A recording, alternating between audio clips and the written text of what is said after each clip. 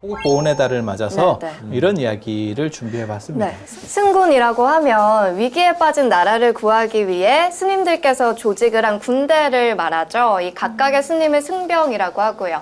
사실 지난 시간에도 6월은 호국 보훈의 달이라고 해서 자연 스님께서 여러 중요한 의미를 짚어주셨는데요. 위기에 빠진 나라를 구하기 위한 우리 선조들 중에서 우리 스님들 얘기를 빼놓으면 안 될 것 같아요. 네.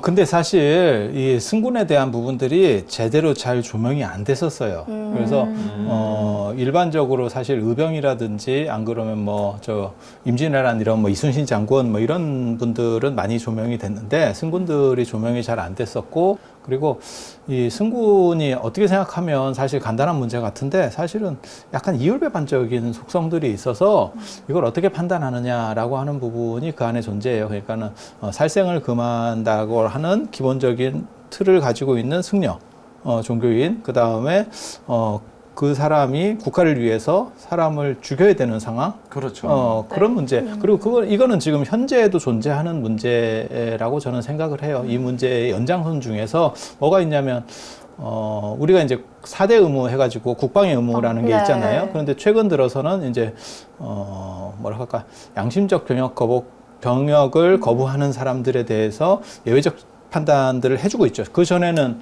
사실은 뭐 예외적 판단이 없었죠. 그냥 자기 종교적 신념이라든지 뭐 이런 게 투사가 돼서 군대에 못 간다 그러면 그만큼을 감옥에 가 있는 거였었어요. 네. 근데 지금은 그 사람이 그게 확실하다면, 그러니까는 국방의 의무가 우선이냐, 개인의 어떠한 판단, 신념이 우선이냐에 대해서 지금 왔다 갔다 하고 있는 거죠. 네. 그래서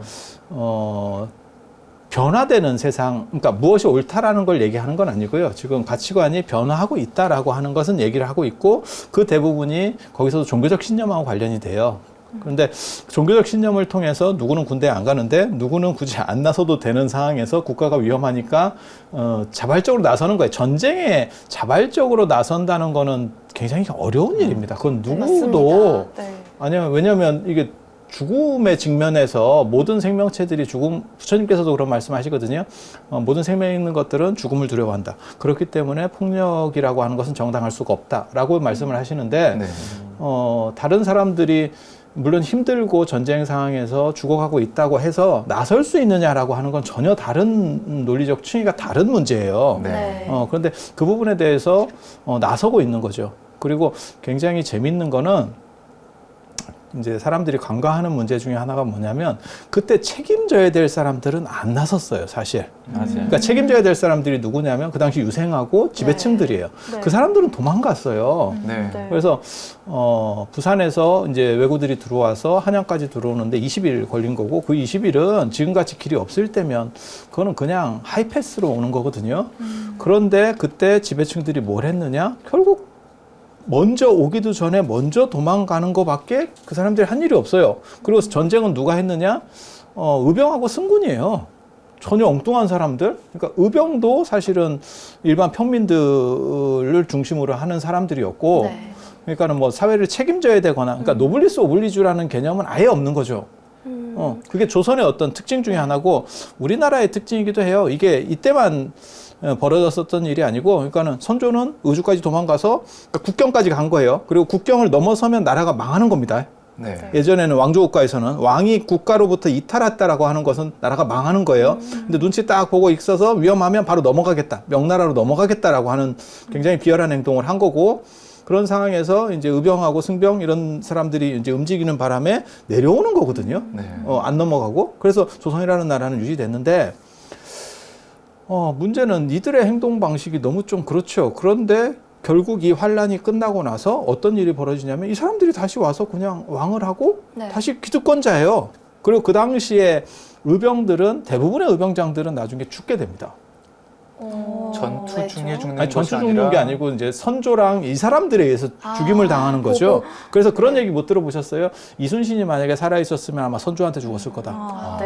이유가 뭐냐면 자기네들이 못한 상황에서 다른 사람이 대신하는 과정에 그쪽에 민심이 쏠리죠. 그렇겠죠. 그렇게 되니까 핵심되겠죠. 자기네들도 잘한 상황에서 그 사람도 잘했어라고 하면 별 문제가 없는데, 자기네들은 너무 비열하게 하는 행동 속에서 이 사람들이 이렇게 치고 올라오니까 그걸 제거하는 거죠. 네. 그렇게 해서 의병장들이 대부분 선조 손에 죽죠.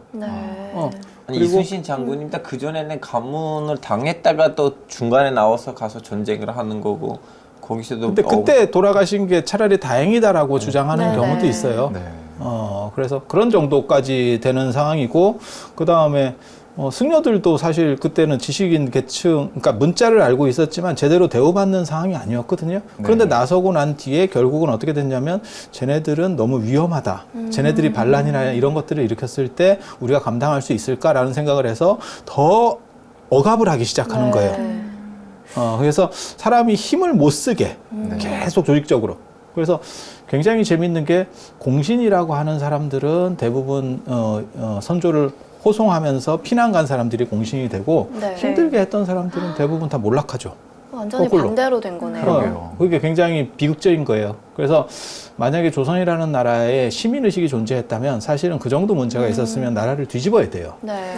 저희가 오늘 자료를 준비하다가 읽은 것에 의하면 당시에 선조가 한양을 버리고 피난을 갔을 때 일부 시민, 일부 그때 백성들은 그 사실에 격분해서 성을 불태웠다는 내용을 보기는 봤어요. 이렇게 그래서 약간의- 경복궁을 불태우는 거예요. 네, 그러니까 네. 경복궁이 정궁이니까, 그러니까는 법궁이거든요. 그러니까는 5개의 궁궐이 있네, 어쩌네 해도 다 필요 없고, 경복궁이 이제 메인 궁궐인데 너무 선조가 무책임한 행동을 하니까 그게 분노해서 이 외병이 불을 지른 게 아니고 우리 백성들이 불을 지르는 거예요. 뭐 이런 그러니까요. 놈들이 다 있나. 그런데 희한한 거는 사실은 그 사람이 다시 피난 갔다가 돌아오고 난 뒤에 다시 왕이에요. 이게 이 나라의 어떤 특징 중에 하나예요. 특징 중에 하나예요. 왜 이런 비슷한 일이 또 역사에 그때 사실은 단죄를 했었어야 돼요. 그랬으면 이승만 같은 사건은 없었을 거예요. 네. 이승만도 한국전쟁이 터졌죠. 누군가 책임을 져야 돼요. 내가 꼭 촉발한 건 아니에요 라고 말할지 모르지만 환란이, 굉장히 큰 환란이 벌어진 거예요. 국가적으로. 그렇다면 거기에 대한 책임이 있어야 되는데, 실제로는 뭐 그 사람도 끝까지 하려고 하다가 다른 일 때문에 이제 내려오게 된 거죠. IMF 때도 그랬어요, 우리가. 네. 좀 그래서- 좋은 게 좋은 거다 하고 같이 안고 가려는 측면이 있는 것 같아요. 네. 아니, 근데 그런 식으로 했을 때 이게 이 역사가 반복된다는 네. 얘기를 하고 싶은 거예요. 그리고 승군이 나선다고 한 것도 이게 굉장히 재밌는 거예요. 그래서 제가 지난 시간에 그런 말씀 드렸었잖아요. 황사형 백서 사건. 거기는 종교적인 것 관련해서 자기 종교가 억압을 받으니까 천주교가 억압을 받으니까 프랑스에서 군대를 파견해서 조선을 좀 깨줬으면 좋겠다. 이런 식으로 하는 사고가 하나 있고, 승려들 같은 경우는 우리가 대우도 제대로 못 받고 있지만 그래도 국가 민족을 위해서 위험할 때는 우리가 1차로 나서줘야 되는 거 아니냐, 이런 판단을 했다는 거거든요. 네. 그래서 판단의 가치 기준이 완전히 달라요. 제가 그 부분을 좀 깊이 생각을 해봤는데요. 기독교는 동서양을 막론하고 왕권이랑 부딪히는 경우가 많았거든요. 근데 불교는 그렇지 않고 이제 국사라고 해서 왕을 보좌하는 역할이라던가 이렇게 융합이 돼서 지내는 경우가 역사적으로 많아요. 그래서 왜 그런지 되게 궁금했었는데 생각을 해보니까 유일신이라는 한마디로 답변이 내려지는 것 같아요. 기독교는 유일신이라서 왕이고 뭐고 이제 이 하나님이라는 존재와 배치되게 돼 있는데, 불교는 그렇지 않고 부처님은 그냥 사람으로서 일단 깨달았는데 뭐 현실 세계의 왕은 따로 있을 수 있고, 이런 부분이 좀 기독교와 달라서 이런 충돌을 일으키지 않았다는 생각이 제가 들었어요. 이렇게 저는. 생각해요. 그때는 민족주의라는 그 개념, 이념이 아직 조선 발달에서 있지 않았거든요. 그나마 이제 승려들한테 있는 거예요. 이제 약간 민족 개념, 나라 개념. 네. 나머지 국민들이 다 이씨 가문 않다, 우리는 지배받고 있어라는 개념이고, 일본이 와봤는데 이씨 가문이 제대로도 책임도 안 지니까 그냥 하이패스로 들어가는 거예요, 일본군이. 근데 이제 그때 이제 승려들하고 일부 의병들은 그 원시적인 민족주의가 그때 이제 생긴가 봐요. 그걸로 나서서 전쟁을 일으킨 거예요. 사실은 그때만으로도 앞으로는 일본에서 다시 뭔가 공격이 쳐들어올 수 있나 보지 해서 좀 약간 왕권이 조금 살짝 왕권을 흔들리지 않게끔 민족주의를 뿌렸으면 아마 우리는 앞으로 한 200년 이후에 일제한테 식민지 안 당할 수도 있었어요. 라고 저는 개인적으로 생각해요. 네. 선생님은 어떻게 생각하시는지 모르겠지만. 지금 그리고 이 승군이라고 관련해서도 꼭 얘기가 돼야 될 게, 이순신 장군의 사실은 명함이라는 게 있어요. 그러니까 언뜻 생각하길 때는 이순신 장군 하면 구국의 영웅이고 다 패배하고 있는 상황에서 그렇게 일본을 통쾌하게 어떻게 보면 깨고 이런 얘기들을 하는데, 이순신 장군의 역할은 수군이에요. 수군이 네. 보급로를 차단한 거라니까요. 그게 결과적으로 당시 백성들에게는 그렇게 좋은 상황이 아니에요. 보급로를 차단당하면 모든 사령관들은 그거를 그 현지에서 풀어버리거든요. 군대를. 그랬을 경우에 뭐라 할까, 약탈행위라고 내륙에서의 할까? 노략질 같은 그런 것이. 거는 굉장히 심각해지는 거고요. 네. 그래서 이순신 장군은 선조를 위해서는 굉장히 좋은 사람이에요. 선조를 위해서는. 하지만 백성들을 위해서는 그렇게까지 좋은 사람은 아니에요. 그래서 이 부분에 대해서도 생각을 해야 돼요. 우리가 다 지나고 나니까 이순신 장군 같은 분은 없어 라고 말하는 거지, 그거는 조선이라고 하는 나라라고 하는 부분을 우선시 생각할 거냐, 백성이 우선이 될 거냐. 사실 지금도 그런 문제가 이제 또 벌어질 거예요. 좀 지나면 이제 예를 들어서 의료보험이라든지 국민연금보험이라든지 이런 것들이 위험할 때 국민들이 조금씩 더 수급받는 거를 낮추고 더 많이 부담해야 되는 거 아닙니까? 라고 국가에서 말하면 그거는 국가가 우리에게 그런 양보를 강권할 수는 없어요 라고 말할 수도 있는 거예요. 국민 중심으로 나가면. 그게 그리스 사태 같은 거거든요. 그래서 그게 다 연결돼 있어요. 그래서 백성 중심으로 보면 사실 이순신 장군에 대해서도 판단을 다시 해봐야 돼요. 그러니까 제가 전에도 그런 얘기를 잠깐 해드린 것 같지만, 이순신 장군이 보급로를 차단한 게 아니고 그 전투 부대가 넘어올 때 그걸 격파시켰으면 대박이에요. 그렇죠. 아예 상륙을 저지했을 네. 테니까요. 네. 근데 20만의 남성들이, 군대가, 실전 부대가 넘어와 있는 상태에서 보급로를 차단하면, 그러면 완전히 나라가 이제 절단이 납니다.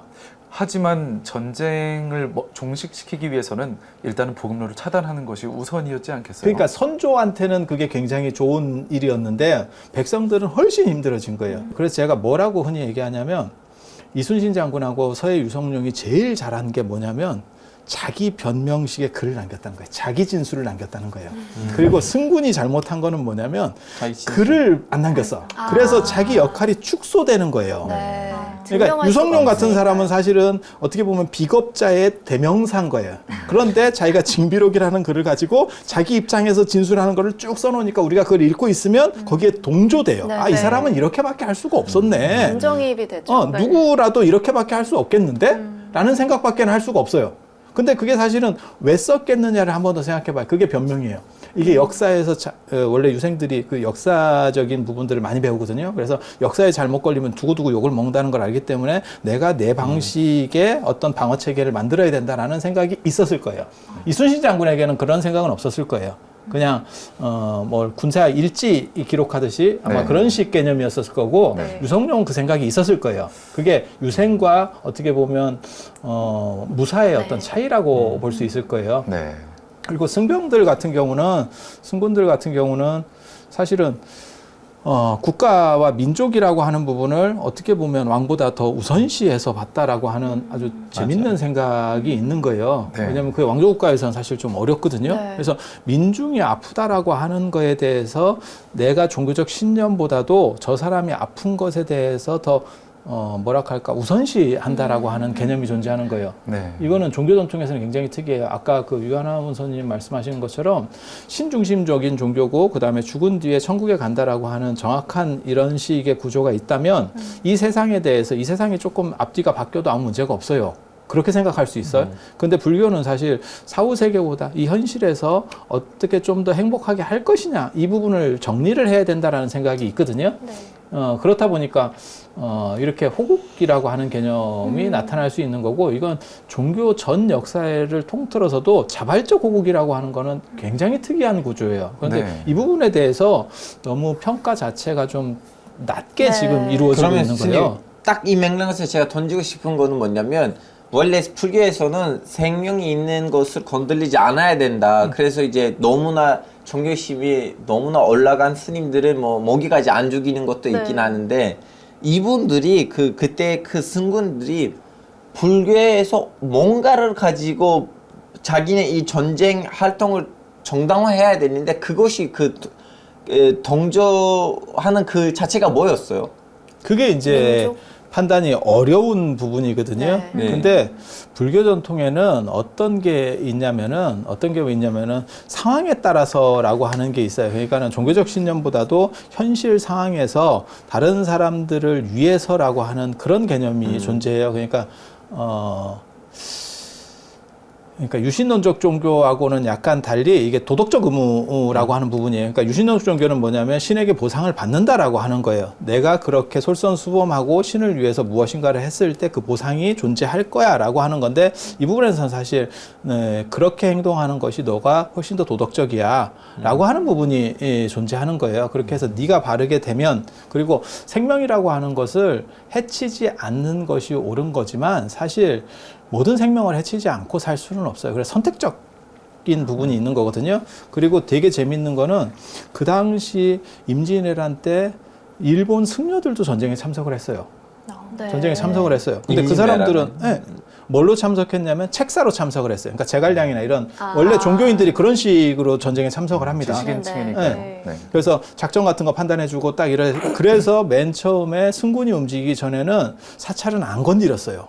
일본도 원래 불교적인 배경이 있는 나라고 네. 그 다음에 승려들이 이 전략가로 참석을 한 거예요. 그러니까 그 다음에 무슨 생각을 했냐면 이 사람들은 조선이라고 하는 나라에서 승려들은 억압받고 있었는데 굳이 조선을 위해서 싸우겠어? 라고 생각을 한 거예요. 네. 그쵸. 미치지 않으면 네. 그런 행동을 하겠어? 맞아요. 라고 생각을 한 거예요. 그래서 사찰들을 안 건드려요. 그런데 승군들이 움직이고 난 뒤에 이제 전소로다가 작전이 바뀝니다. 사찰을 전소시키겠다. 전부 다 태워버리는 네. 거군요. 아니 왜냐면 그쪽에서 자꾸 들고 일어나니까. 네. 그렇죠. 그러니까 그게 다 대부분 산에 있고 어떻게 보면 진지예요. 지금 사찰들이 요충지네요. 그렇죠, 그렇죠. 전술적으로 중요한 부분이라고 볼 수 있죠. 그런 거예요. 기습 그러니까 작전하기에도 좋고 매복되어 있고. 뒤로 갔을 때, 지나쳤을 때 그 사찰을 놔두고 지나갔을 때는 뒤에서 이렇게 봉기해 버리면 굉장히 문제가 되거든요. 네. 그리고 승려들이 예전에는 훨씬 많이 살았어요. 먹고 살기 힘들 때는 사찰에 뭐 몇백 명씩 살기 때문에 게다가 그게 남성 집단이잖아요. 네. 네. 그러니까 언제든지 그다음에 무기라는 차등이 없어요. 이게 예전 전투의 가장 큰 특징이 뭐 싸움 잘하고 못하고의 개인기 차이지 무기 차이가 별로 없어요. 그러니까 칼 든 사람이나 낫 든 사람이나 기술 좋은 사람이 이기는 거예요. 그렇죠. 뭐 창 든 지금처럼 사람이나 현대전이 있어서 공장이 네. 있어서 무기를 만들고 할. 아니 활을 네. 잘 써야 돼요. 네. 최종병기 활 아니. 같은 영화도 있죠. 네. 의외로 활이 생각보다 그렇게까지 유력적이지 않아요. 유력하지 우리나라가. 이유가 뭐냐면 이게 산지 전투에서는 대부분 매복이에요. 네, 아. 그렇죠. 그리고 게릴라 그게 전술. 네. 네. 스님들을 이기가 굉장히 어려운 게 산에서 살기 때문에 단련되어 다 알고 있죠. 아니 있어요. 그 지형에 지역을, 대해서 네. 판단하고 있는 거예요. 이 사람들이. 전술적으로 중요한 지역을 그게 알고 계시고. 외부에서 들어오는 적 입장에서는 이게 굉장히 까다롭다고요. 네. 그리고 일본 무사들 같은 경우는 이렇게 대놓고 전투하는 식의 전투 방식이고 우리는 이렇게 짱 박혀서 덮치는 방식이거든요. 네. 그래서 이런 것도 사실 차이가 있어요. 그래서 서산 사명이라고 하는 사람들이 두 분이 움직이고 난 뒤에 이제 그 두 분을 필두로 해서 나중에 이제 뭐 처형이라든지 안 그러면 뭐 영규대사라든지 뭐 벼감 천흥이라 벼감 각성이라든지 뭐 이런 분들이 움직이기 시작하는데 이런 분들이 움직이고 나서 불교 문화재는 이제 거의 다 소실이 돼요. 없어지는 거죠. 네. 소실이 돼요. 네. 나라를 위해서 희생하면서 불교 문화재는 전부 다 거의 어. 스스로 희생되게 된 격이 됐네요. 네. 그래서 우리나라 불교 문화재들이 대부분 영정주 시대 때 만들어지는 게 대부분인 이유가 사실은 그때 다 소실되어 소실되는 네. 거죠. 그리고 일본 입장도 이해가 돼요. 전혀 생각지도 않았던 사람들이 세게 나오니까 그 부분도 원래는 안 건드렸는데 왜 너네가 우리한테 그래? 이러면서 나오는 거예요. 네. 그래서 그렇게 되는 거고 그리고 그때도 더욱더 호국불교라는 면이 있었으니 호국불교라는 면이 에는 상황이 달라요. 그러니까 그때는 여러분들이 정을 해보세요. 예를 네. 들면 사설 경비 시설이 있었을 것 같지 않아요? 사설 경비 시설이 있었을 외진 그러니까 곳이니까 세콤이 자체 세콤이 있다니까요. 네, 네. 그러니까 사병이 있어요. 네. 사병이 아. 사병이 있어요. 그러니까 우리나라만 그러는 것도 아니고 일본도 그래요. 일본도 그래요. 그렇게 사병이 있어요. 사병이 있어요. 그래서 그런 게 승군의 전통 중에 하나고 그 사람들은 그러면 진짜 승려냐? 그 사람들은 그러면 진짜 승려냐? 반 사병 개념이 하나 있고 그 다음에 수원승도라고 하는 게 있거든요. 수원승도요. 네, 수원승도. 그러니까 절에 딸려 있는 승려들. 이라는 뜻인데 그게 절이 아니고 그러니까 절에는 예전에는 고려시대 때나 이런 때는 대규모 장원들이 있어요. 절에. 그러니까 해인사면 해인사 주변에만 땅이 있는 게 아니고 뭐 여러 지역의 땅들이 있어요. 네. 그러면 거기에다가 반쯤 재가 승려, 그러니까는 결혼한 대처승, 그러니까는 승려도 아니고 승려가 아닌 것도 아닌 이런 사람들을 거기다가 이렇게 상주시켜서 어떻게 보면 집성촌을 만들어서 네. 농사를 짓게 하는 거예요. 네. 그런 사람들이 나중에 승군으로 바뀌어요. 그 항마군이라고 그래서 네. 그래서 그런 사람들을 고려도경에 보면 제가화상이라 그래요. 제가인 화상. 그래서 그게 경상도 쪽에 좀 더 많이 남아 있기 때문에 어떤 표현이 있냐면 경상도에 가면 남편을 화상이라고 부르는 전통이 있어요. 아이고 이 화상아. 네. 아이, 야이 화상아 이렇게 그러니까 좋을 때는 안 쓰고 화상이 네. 스님이라는 뜻이거든요. 네. 근데 그게 제가화상 전통이에요. 제가화상 전통이에요. 그러니까는 제대로 된 승려가 있고, 그러니까 공부하고 수행하는 승려가 있고, 그 밑에 절에도 노비들이 있습니다, 예전에. 네. 그리고 노비들 중에서 일부가 승군으로 만들어지는 거예요. 네. 그리고 이런 사람들이 윤관할 때 그 별무반 비슷하게 만들어지면서 항마군이라고 그래서 실제로 뭐 여진족이나 이런 사람들하고 잘 싸웁니다. 네. 그리고 이런 사람들이 더 잘 싸우는 이유는 대부분 종교인들이 대부분 더 잘 싸워요. 일반 사람들보다. 이유가 제가 뭘까요? 그 부분을 그럴까요? 생각을 해봤어요. 임진왜란 때도 조정군들은 전부 다 패퇴하고 물러나는데 사기가 낮을 수밖에 없었던 이유가 임금이 피난을 갔어요. 그렇죠. 싸워봤자 기득권 앞에서 총알바지가 되는 건데 승병들이 일단 거병을 하고 나면 일단 나라를 위해 싸우자고 마음을 먹었다면 사실 가족이 없고 이제 잃을 게 없는 사람들이 가장 두렵거든요. 영화 아저씨에서도 대사를 보면은 오늘만 산다. 오늘만 사냐. 나는 오늘만 산다. 그런 느낌이 좀 아니, 있었을 것 왜냐하면 같은데요. 오스만 제국 때도 그 왕을 지켜주는 군인들이 있잖아요. 그 군인들이 34살까지는 결혼이 금지돼 있어요. 34살 되면 이제 군대로부터 그 은퇴하고 그때부터 결혼을. 왜냐하면 나라를 지킬 때는 가족 생각을 하면 안 되니까 네. 절저하게 그 결혼을 금지하고 있었어요. 네. 그래서 전투에 나갈 때도 처자식을 다 이렇게 죽이고 아, 나가는 맞아. 그런 그런 네, 이야기도 경우도 있었죠. 들었어요. 네. 네. 그래서 바로 그런 이유 때문이 아니었을까요? 처자식이 없으면 아무튼 용감해져요. 그러니까 남자도 직장 생활을 하더라도 결혼을 안 한 사람은 이직률이 더 높을 수 있는 거예요. 여차하면 아이씨 뭐 맞아요. 때려치지 이런 식으로 나갈 수 있는 거예요. 네. 교수님 그러면 그 승군 개념이 한국에만 있었을까요? 아니면 동남아나 아니면 인도에도 그런 좀 승군들이 있었나요? 그러게요. 저도 그게 왜냐하면 궁금해요. 왠지 한국 사람들이 좀 약간 사나이니까 사나이. 한국 승려들도 좀 왠지 군인으로 변신한 것 같은데 동아시아 쪽에 이런 전통이 있고요. 그러니까 네. 동아시아에서는 왕에 대한 판단이 약간 달라요. 그러니까 인도는 아까 얘기한 것처럼 신과 왕이라는 게 분리돼 있어요. 네. 그래서 종교 전통은 국가로부터 그러니까 세속과하고 다르다라고 하는 판단이 있는 거예요. 그게 이제 우리가 유럽에서 우리가 얘기할 때 흔히 말하는 카노사의 굴욕이라고 하는 거죠. 왕권과 신권은 다르다라고 하는 그런 개념인 거고, 동아시아 같은 경우는 왕이 곧 신이에요. 그래서 특히 그 중에서도 한중일 중에서도 우리나라의 특징이 뭐냐면 충효를 강조해요. 중국은 효충이에요. 효가 우선되는 개념이에요. 네. 네, 효가 우선되는 게 우리는 충효 개념이 그게 신라의 화랑도 정신하고 관련이 될 거예요. 네. 그래서 전투와 관련해서는 종교고 뭐고 다 필요 없고 물러나지 않는 것이 우리의 뭔가 미덕이라는 게 있었어요. 네. 그리고 사실은 신라가 삼국을 통일할 때도 그 화랑도 정신 때문에 이기는 거예요. 백제는 어떻게 했냐면 불교를 똑같이 받아들였는데 백제는 신라에서는 원강의 세속오계라고 해서 뭐 임전무태, 그다음 살생유택, 죽일 수밖에 없는 상황에서는 좀 가려라 라는 정도로 교육을 시킨 반면에 백제에서는 그 당시에 뭘 했냐면 백제 법왕의 금살이라는 게 있어요. 법왕이라는 사람이 등극을 했는데, 그러니까 불법으로 다스린다는 거예요. 네. 그 사람은 모든 살생을 죄악시 여겨요. 네. 그래서 모든 사냥도구를 패하고 이렇게 교육을 시킨 거예요. 그러면 그 사람, 그런 식으로 교육을 받은 사람이 전쟁터에 나갔을 때 상대적으로 덜 용감하게 되는 거예요. 네, 그게 네. 백제가 몰락할 수밖에 없었던 네, 사실은 네. 이유거든요. 그래서 이 승군이라고 하는 분들이 국가를 위해서 나설 수 있는 것들이 사실은 연원을 따져보면 신라나 안 그러면 고려까지도 연결이 돼요. 네. 물론 이 승군 전통은 그러니까는 고려 시대나 이런 상황에서는 제대로 된 스님들은 아니에요. 그러니까는 고급 스님들은 아니고 밑에 약간 하급 스님들이 신입생. 움직여서 되는 네, 거예요. 네. 그러니까 아니 이 사람들이 올라가서 고급 스님 되는 게 아니에요. 아예 계통이 아예 계층이 다 네, 계층이 네. 달라요. 네. 계층이 달라요. 그리고 이런 전통 때문에 사실 조선이 들어섰을 때 굉장히 재밌는 게 뭐냐면 조선이 불교를 억압하는데도 불구하고 승려들이 반항을 하지 않아요. 충이라는 개념 때문에.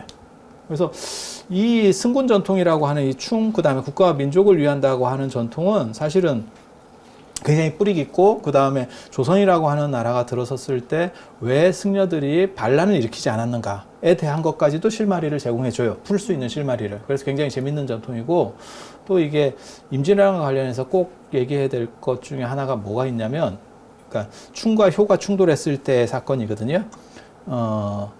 이제 포로 송환 문제가 벌어지잖아요. 3,000명을 송환해 오는데 그 송환하러 갈 사람이 없어요. 유생들 중에서. 예, 왜냐하면 왜군들을 무서워하기 때문에. 네. 그래서 유성룡이라든지 뭐 이런 사람 아무도 못 갑니다. 그 당시에 이산에도 있었고 뭐 오성과 한음 다 있을 때인데 아무도 못 움직여요. 그래서 누구를 보내냐면 사명당을 보내거든요. 네. 그러니까 유교 국가에서 사명당이 대표 선수로 가는 거예요. 외교의 대표 선수로. 이건 말 같지도 않은 거거든요. 그런데 그것도 어떤 상황에서 가냐면 그때 서산대사가 돌아가셔가지고 사명당이 이제 상주 비슷하게 가는 상황이에요. 묘양산으로 가고 네. 있는 상황이에요. 가고 있는데 선조가 당신밖에 갈 사람이 없다. 밑에 신하들이 이제 아무도 안 간다 하니까. 그러니까 사명당이 가다가 서산대사 그 상을 치러야 되는데 가다가 돌아옵니다. 그렇게 해서 대마도까지 가가지고 결국 포로 송환을 해오는 그런 사건이 벌어지는 거거든요. 그래서 이 사람들이 끝까지 비겁해요. 네. 끝까지 비겁해. 그리고 돌아온 사람들은 그렇게까지 대우를 받았느냐? 또 그런 것도 아니에요. 네. 그 사람들을 또 차별해요. 네. 그러니까 포로로 송환됐다가 갔다가, 그러니까 못 지켜줬는데도 불구하고 또 차별을 해요.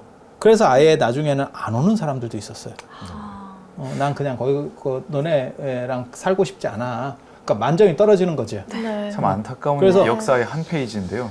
저희가 또 시간이 거의 다 되었기 때문에 스님께서 오늘 중생을 위한 결기, 승군이라는 이 주제로 이제 오늘의 마무리를 좀 이것 정도는 꼭 기억을 해주십시오라는 부분들이 있으면 말씀을 해주시면 감사하겠습니다. 한국 불교의 전통 중에서 가장 특징적인 거는 국가와 민족을 위해서 몸을 돌보지 않았다는 거 한 가지.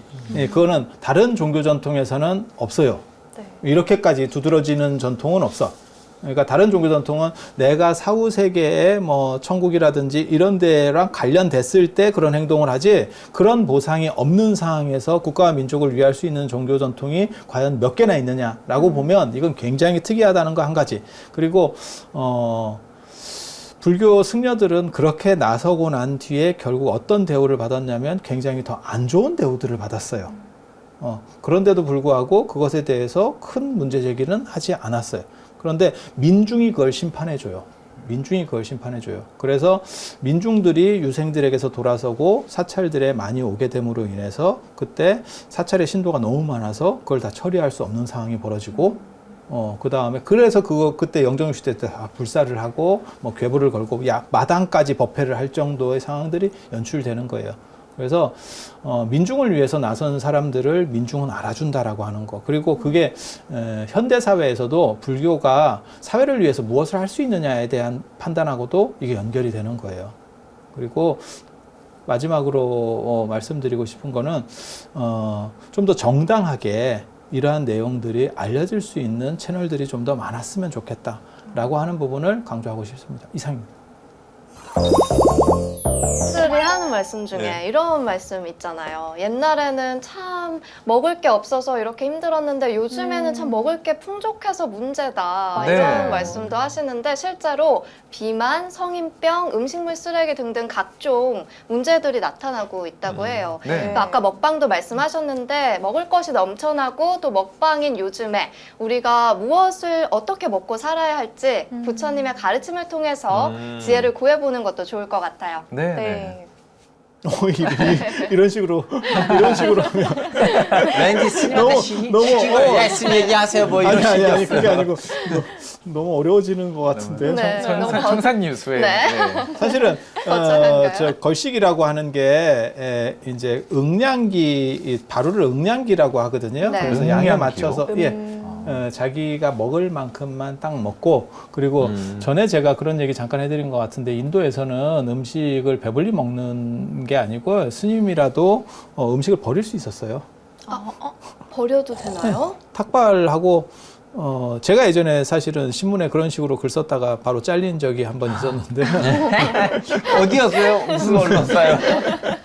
아니 그게 무슨 얘기를 하고 싶었냐면 사실 사찰에서는 음식 남기는 걸 약간 금기시 여겨가지고 이게 먹을 걸 남으면 먹을 거 울력이라는 거래요 스님들이. 울력은 먹을 제가 거 울력이라는 알기로는 건 뭐냐면 밭에 가서 노동을 하는 걸 울력이라고 네, 알고 네. 있는데 이제 수박 같은 거 이게 네. 보존이 잘 안 된 상황에서 그거를 그냥 쪼개가지고 그냥 배불리 다 무조건 먹는 거예요. 버리지 못하게. 조금 상해도 먹을 네. 수 있는 정도면 수박 나눠서 울력 먹는다. 뭐 이러면 이게 굉장히 힘들어요. 그 다음에 먹고 난 뒤에 이제 여기까지 채우고 나서 이제 헛헛거리고 있는 거예요. 네. 근데 그런 것들이 그러니까 우리 사회에서도 주변에 있거든요. 그러니까 연세 드신 분들 같은 경우는 음식 남는 거를 이제 좀 많이 꺼려 하시기 네. 때문에 어떻게 해서든지 드시려고 하는 거예요. 그리고 또 어머니들 같은 경우는 이렇게 보고 있으면 무슨 일이 벌어지냐면 요즘 젊은 분들은 사실은 먹기 싫으면 안 먹는 경우도 있는데 남기고 그게 이제 뭐 남은 걸 먹는다는 게 아니고 이제 조금씩 반찬을 하다 보면 남는 것도 이제 어떻게 해서든지 최대한 먹으려고 하는 막 이렇게 그런 부분들이 좀 많이 존재하죠. 근데 그게 이제 살로 가는 거고 네. 제가 주장하려고 했었던 건 뭐였냐면 음식을 자꾸 버려줘야 된다. 라고 얘기를 하고 싶었던 거예요. 네. 버리면 결국 하는 사람 입장에서 한두 번 버려지면 적게 하게 되고 네. 그게 결국 그렇습니다. 네. 사회적으로다가 훨씬 경비가 절약된다. 그리고 음식을 억지로 먹어서 배불러서 헥헥거리고 있거나 안 그러면 살이 쪄서 그 살찌는 거에 대한 문제가 음식물 쓰레기 비용 처리하는 것보다 훨씬 더 큰 문제예요. 그게 네. 의료보험 수가까지도 관련되는 아주 복잡한 문제들이 있는 거거든요. 그래서 살찌는 것보다는 차라리 버리는 게 낫다. 그래서 정당한 소비 쪽으로 계속 몰아갈 수 있도록 그리고 개인적으로 사실 저는 먹방이나 이런 걸 별로 안 좋아합니다. 네. 왜냐하면 지금 같은 현대사회에서 그런 게 자꾸 너무 강조가 되고 그 다음에 TV에 그런 프로가 많이 나오면 결국 사람은 자기 절제를 못해서 이렇게 먹게 되고 먹으면 살이 찌고 거기에서 또 그거를 살을 빼기 위해서 또 노력을 해야 되고 계속 반복되는 거예요. 그러니까 자산 가치가 양쪽으로 소모가 되는 거예요. 먹어서 소모를 한번 하고 그 다음에 빼려는데 소모를 하고 맞아요. 엄청난 네, 에너지를 네, 여기다 이중으로. 투자를 하는 거거든요. 그래서 선생님 지금 서양에서 큰 문제예요. 그 비만 문제가 모든 사람들이 이렇게 자꾸 이렇게 살을 빼려고 하는데 거기에다가 돈이 얼마나 많이 깨지는지 모르겠어요. 역시 인문학계의 타노스님이라고 할 만하죠. 왜냐면은 이 먹방으로 인한 사회적 비용 증가가 얼마나 될 것인가라는 통찰에 대한 새로운 시각을 제공해주고 계시는 것 같아요. 그래서 개인적으로는 사실 그 약간 배고픈 시간에는 먹방은 방송이 안 됐으면 음식 프로나 이런 거는 방송이 안 됐으면 하는 터키에서 그 생각을 정제되고 있어요. 오. 일부러 먹방을. 왜냐하면 사람들이 혹시나 이렇게 지나치게 음식 먹는 것에다가 집착을 할까봐 네. 먹방을 통제하고 있어요. 시간적으로. 절제를 못하는 사람들 같은 경우에는 그게 결국은 사회 문제로 된다니까. 왜냐하면 고도비만들이 늘어나게 되면서 그 다음에 국민이 지출해야 될 세금 부담이 훨씬 강력해져요. 네, 네. 그래서 그 국민 건강을 위해서 국가가 어느 정도 기능을 해야 되는 기본적인 역할이라는 것도 있어요. 그래서 네. 그런 부분들에 대해서 생각을 해보면 사실 불교적으로는 스스로 음식을 조리하는 게 아니고 음식을 이렇게 탁발을 해서 네. 그 사람의 불필요한 부분을 그러니까 뭐하고 똑같은 거냐면 마치 벌이 꽃에서 꿀을 취하듯이 그쪽은 불필요한 부분을 이쪽에서 가져다가 수용을 해서 먹는 거예요. 그런데 탁발시에는 말을 못하게 돼 있기 때문에 내가 요만큼 먹고 싶은데 이만큼을 줄 수도 있는 거예요. 네. 하다 보면. 그렇죠. 그러면 그거를 사찰 안으로 가지고 와가지고 자기 먹을 정도를 먹고 나머지는 또 부족하게 가지고 온 분도 있을 거거든요. 그러면 네. 그럼 그쪽에 맞춰줘도 돼요. 네. 그걸 잔식 처리라 그래요. 잔식 더 드실 분 있으면 드셔도 네. 됩니다라고 선언을 해요. 네.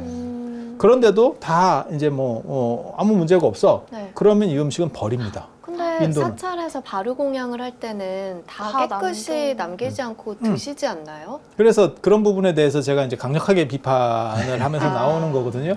왜? 네. 그게 이렇게 씻어서 먹는 게 별 문제가 없는 사람들도 있지만 그걸 극도로 싫어하는 사람들도 있어요.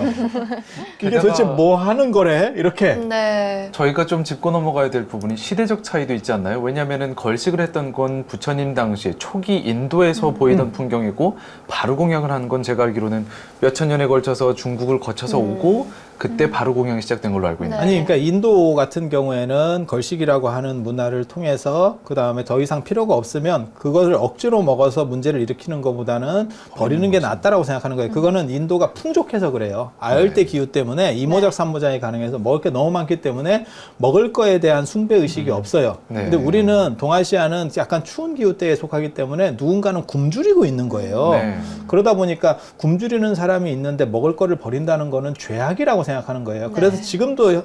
지금 현대 젊은 사람들한테도 그 문제가 그대로 노출이 돼요. 식당에 가면 어떻게 되냐면 반찬은 남겨도 밥은 남기면 안 된다는 생각이 있어요. 그리고 밥을 남겨야 될 상황이면 도저히 못 먹을 것 같으면 덜어놓고 먹어요. 네, 처음부터 네, 뚜껑에다가 네, 덜어. 네. 근데 사실 그게 아무 의미가 없는 거거든요. 왜냐하면 뚜껑에 덜어놓는다고 해서 그 식당 주인이 그걸 재활용할 수는 없어요.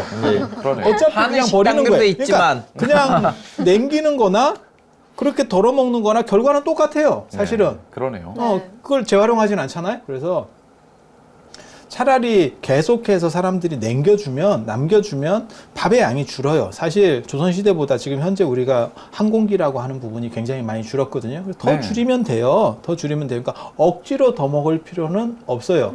그래서 현대에도 쌀 숭배는 존재하고 있는 거예요. 네. 그리고 네. 여러분이 아시는지 모르겠는데 예전에는 노젓가리 같은 거, 그러니까 쌀을 이렇게 쌓아놓은 이렇게 뭐라 할까 벼 집단 네. 이런 거를 숭배하는 문화도 있었어요. 그리고 집안에 세존단지라 그래서 쌀 항아리 같은 걸 이렇게 모셔놓는 경우도 있었어요. 네. 그래서 그게 곡식 숭배랑 관련되는 거예요. 그러니까 쌀이 우리의 주식이고 가장 중요했기 때문에 그 쌀은 버릴 수 없다. 그래서 그런 얘기 있잖아요. 쌀이 하나 이렇게 만들어지는 데까지 88번의 정성이 들어간다. 물론 거짓말입니다. 그냥 쌀밑자를 깨트렸을 때, 이걸 파자라 그래요. 한자를 깨트렸을 때 88이 나오기 때문에 나오는 얘기지. 네. 쌀밑자를 이렇게 쓰잖아요. 네, 그래서 네. 88 이렇게. 네. 아니 뭐 욕하는 건 아니고요. 88이 나오기 때문에 88번의 정성이 간다라고 하는 건데 그건 거짓말이고요. 그만큼 쌀 숭배 전통이 존재했다라는 걸 얘기하는 거고 네. 인도 쪽에는 그런 전통은 전혀 없어요. 왜냐하면 거기는 너무 풍족했기 때문에. 네. 예, 그래서 그 부분이 한 가지 있는 거고 또 동아시아로 불교가 전해졌을 때는 이미 집단화되어 있는 거예요. 그러니까 식기를 그러니까 탁발하는 것도 아니고 문화적으로도 달라졌고 그다음에 집단화되니까 이걸 개울가에 가서 누가 다 씻을 수가 없잖아요. 그렇죠. 그러니까 그 자리에서 상을 펴서 밥을 먹고 상을 접는 것까지 하는 거예요. 그게 바로 공양이에요. 네. 굉장히 재밌죠. 네. 네. 한 자리에서 그걸 다 하려다 보니까 따로 세척할 그게 없으니까 거기서 그냥 다 세척까지 해서 먹는 거예요. 그리고 먹을 게 식자재가 부족한 상황에서는 그걸 버린다는 게 죄악시 되는 거예요. 네. 근데 지금 오늘날 같은 경우에는 어떠냐면 제가 그런 얘기도 했었거든요. 음식 문화가 발전할수록 식기가 많아지는 거예요. 네. 식기가 많고 풍족해지겠죠. 복잡해지는 거예요. 네. 아니 그릇이 그러니까는 똑같은 뭐 숟가락이나 젓가락을 계속 반복해서 쓰는 게 아니고 저 같은 경우도 사실 절에서 이제 월정사 같은 데서 이렇게 먹으면 과일 먹을 때는 젓가락을 세 젓가락을 쓴다니까요. 밥 먹던 젓가락을 쓰다가 과일 먹을 때는 또 새로운 세 젓가락을. 젓가락을 갖다 써요. 왜요? 그 맛이 묻어있어- 섞이잖아요. 네. 반찬에 그 전에 맛있게 제대로 드시면 아무것도 안 남았을 텐데 젓가락에는. 이게 문화적인 건데요. 그러니까 아무튼 문화가 발전할수록 점점점 많아지는 거예요. 네. 그래서 비싼 이렇게 양식집이나 이런 데 가보면 이게 다다다다 놓이죠. 네. 네, 그렇죠. 그리고 우리가 항상 주문하는 옆에 거에 있는 사람 따라서 보고 해요. 주문하는 거에 따라서 몇 개가 빠지거든요. 그게 가장 비싼 걸 시켰을 경우에 그걸 다 사용하는 거예요. 네. 그래서 식기가 분화된다는 부분이 존재하고 그 다음에 먹는 것과 안 먹는 것을 구분하는 문화들이 생기는 거예요. 그래서 지금 같은 바루공양의 형태는 부처님의 본뜻하고는 사실은 좀 많이 어그러져요. 네. 그래서 차라리 음식을 버리고라도 그것을 통해서 절제할 수 있는 것을 배울 수 있다면 그것이 훨씬 도움이 된다라고 생각을 하는 거예요. 네. 그래서 음식물 처리 비용이 조금 더 들더라도 살 빼는 비용보다는 그게 훨씬 더 경제적인 거고 그 다음에 계속 버렸을 경우에 집안에서 음식을 준비하는 사람 입장에서는 음식을 적게 하는 거예요. 네. 그렇게 해서 나중에는 결국 어떤 식으로 갈 거냐면 일본 같이 되겠죠. 자기 먹고 싶은 소식문화. 정도만 해서 딱 어느 정도만 먹고 끝내버리면 네. 그게 가장 이상적인 어떻게 보면 우리가 나아가야 될 음식 문화 중에 하나거든요. 네. 근데 우리만 하더라도 음식을 많이 남기는 게 어느 정도 미덕이라고 생각을 하는 거고 밥만 다 먹지 반찬은 상당히 남습니다. 식당에 네, 가보면 그리고 중국 같은 데 가보면 훨씬 남아요. 엄청 남습니다. 진짜. 네. 중국에 한번 가보세요. 한 반은 남아요. 이게 뭐 하는 건가 싶을 정도로. 네. 그러니까 거기서 우리도 이렇게 발전해 온 거고 또 더 줄여갈 거예요. 그래서 그걸 줄이려고 하는 쪽에 기준을 맞춰야지 다 먹는 쪽에 맞추면 음식 준비하는 사람 입장에서는 저 사람이 배불러더라도 다 먹었으면 음식을 줄일 수 없어요. 양 자체를 줄일 수 없어요. 그래서 논점 자체가 남기는 게 오히려 핵심이라고 저는 생각을 하는 거예요. 남기는 게 핵심이다. 그걸 이제 불교하고는 정반대적 얘기라고 사람들이 생각을 한 건데 네. 부처님 율장에 보면 부처님은 힘들게 먹고 쉽게 말해서 퍼져서 생각도 못하고 뭘 집중할 수도 없게 이렇게 누구 말 맞다나 너무 열심히 먹고 난 뒤에 양배추 없냐? 그다음에 양배추가 뭘 의미하시는지 알죠? 양배추죠. 네? 어떤 거죠? 식도 아니 아, 양배추 그 소화, 관련된 소화. 네, 그렇죠, 네. 그렇죠. 소화촉진이죠. 네. 그다음에 안 그러면 매실을 뭐 타먹어야 된다는 둥, 매실. 뭘 해야 된다는 둥. 이게 뭐 하는 건가를 모르겠어요. 아예 적게 먹으면 될 네. 텐데. 네. 그래서 그런 쪽으로 가야 된다라고 하는 게 사실 그리고 그렇게 채워 먹으면 사람이 답답해서 잠 오고 머리가 둔탁해져요. 그래서 그거보다도 좀 적게 먹고 날선 정신 자세를 유지하는 게 사실 붓다가 얘기하는 관점이에요. 네. 그리고 그게 명상하는 사람이죠, 정확하게 말하면. 네. 그래서 그런 부분이 존재하는 건데 지금은 사실 약간 다른 쪽으로 가고 있어서 저는 다 먹어야 된다는 거에 대해서 사실 반대를 했었던 건데 네. 그걸 이제 일부 기존의 사찰은 음식을 남기면 안 돼라고 생각했던 사람들이 듣기에는 뭐 저런 게 있노? 이래서 이제 민원이 들어와서 결국 제가 잘리게 되는 네. 좀 더 선진적인 얘기를 해주려고 했는데 근데 스님 제 보기에는 중심을 잡으면 안 될까요? 그 음식도 남기지 말고 애초부터 주문을 했을 때 좀 적게 주세요. 아니면 손님으로 대접받았을 때 저는 적게 주세요 하고 음식도 남기지도 아니 않고. 근데 이게 동아시아 문화에서는 음식이 어느 정도 남아야 충분히 대접했다라는 생각이 있는 거예요. 그걸 바꾸기가 그렇게 쉽지가 않아요. 그러니까 잔실상에서 음식이 부족했대 이러면 그거는 주인 입장에서는 굉장히 수치가 돼요. 그러니까 우리도 대접을, 그렇고 네. 중국도 그런 거예요. 맞아요. 그러니까 중국은 아직도 더 약간 저개발 국가이기 때문에 더 심하게 남아 있는 거고 중국에 진짜 잔치할 때 한번 가보세요. 얼마나 음식을 버리는지를 보면은 깜짝 놀랍니다. 이걸 이렇게까지 버린다고? 근데 그게 그 주인이 만족하는 거예요. 그걸 네. 통해서. 그래서 지금까지 그렇게 그러면, 하지 예. 말고 제사상도 그렇고 부처님께 올리는 것도 그렇고 사실은 줄여야 될 필요가 있는 간소하게 거예요. 하자. 네. 네. 그럼 양을 줄이자는 말씀을 해주셨고 제가 그 다음으로 궁금한 게 고기 바로 육식. 고기입니다. 육식이요. 네. 예. 불교 스님 얘기 나오면 항상 스님은 육식을 해도 괜찮은가요? 뭐 어느 날 제가 뭐 식당에서 고기를 드시는 스님을 봤어요. 뭐 이런 얘기들이 많이 있는데 저는- 과연 스님이 고기를 드셔도 되는지에 대한 어떤 저는 명확한 터키에서 손님들 얘기를 오면 어디에 네. 데리고 갔냐면 예전에 이제 할랄 식당들이 없을 때 이렇게 많이 조계정 맞은편에 그 불교 식당 있잖아요. 거기 데리고 바로. 갑니다. 왜냐하면 고기가 없을 거고 술이 없을 건데 아. 마음 편하게 먹을 수가 있어요. 근데 예전에 많이 다녔습니다, 스님. 근데 이 문제가 두 가지로 되어 있어요. 네. 사실은 이게 단순한 문제만은 아닙니다. 단순한 문제만은 아니고 부처님 당시에는 탁발을 했으니까 탁발이라고 하는 거는 그 사람 주는 사람 마음이에요. 걸식이죠. 네, 주는 얻어서 사람 먹는 마음인 건데. 거예요. 그러니까 그 사람이 고기를 주고 싶으면 고기를 주는 거고 이 사람은 선택권이 없어요. 없죠. 내가 주체적으로 음식을 조리하는 상황이 아니니까. 네. 그러니까 그냥 다 먹게 되는 거예요. 그러니까 오신채도 마찬가지인 거 그냥 다 먹게 되는 거예요. 네. 뭘 먹어라, 뭘 빼라라고 하는 거는 어떤 사건 속에서 상황 속에서 이루어지는 거냐면 탁발 문화가 사라지고 사찰이 거대해지면서 그 안에서 해먹을 때 네. 그때 음식을 취사 선택할 수 있는 거예요. 음. 뭘 먹겠다, 뭘 말겠다를 선택하는 거지. 아니 그렇잖아요. 내가 조리를 할 때는 내가 뭐 마늘을 나는 싫어. 그러면 마늘을 안 넣을 수 있는 거예요. 네. 그런데 음식점에 가면 그냥 시켰어요. 그러면 마늘을 뺄 수가 없는 거예요, 사실. 그거랑 네. 똑같은 이치라고 생각하시면 돼요. 그래서 부처님 당시 초기 교단에서는 고기를 먹었어요. 그래서 율장에 보면 뭐라고 나오냐면 승려들은 5가지 음식을 먹어라. 그게 고기, 생선, 마른 밥, 그러니까 미숫가루 같은 거예요. 요즘으로 말하면. 네. 그거는 한 지역에서 또 다른 지역으로 이동할 때.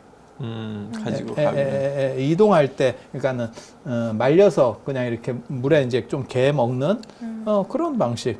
그 다음에 이제 밥 네.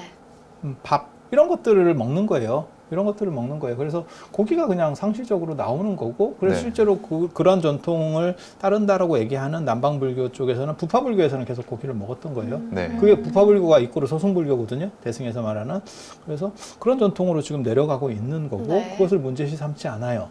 문제시 삼지 않아요. 그러니까 무엇을 먹느냐가 중요한 게 아니고 어떻게 생각하느냐가 중요하다라고 얘기를 하는 거예요. 그런데 모든 종교 전통에 금지식이라는 게 다 있어요. 그러니까는 이슬람으로 얘기하면 할랄 같은 네. 게 불교에도 있어요. 그래서 고기를 먹되 나 때문에 죽은 고기, 그 다음에 나 때문에 죽었다라고 생각이 드는 고기, 네. 그 다음에 나를 위해서 죽인 고기, 이런 게 아니면, 그러니까 나랑 무관한 고기는 아무 관계가 없다는 거예요. 현대 사회에서는 사실 다 나랑 무관한 고기예요. 그러네요. 네. 다 나랑 무관한 고기예요. 네. 물론 이제 여기서 이제 확대 해석을 하면 무슨 일이 벌어지냐면, 먹는 사람이 있으니까 잡는 사람이 있는 거 아니야? 다 안 먹으면 아무 문제가 없잖아. 아무도 안 잡을 거 아니야. 그것도 가능하죠. 가능은 하지만 상당히 어려운 일이죠. 네. 그럼 네. 덕실한 불교 신자 있죠. 아니, 그렇게 생각하는 집단이 있는 거예요. 그렇게 생각하는 집단이 있는 거예요. 그게 대승불교예요.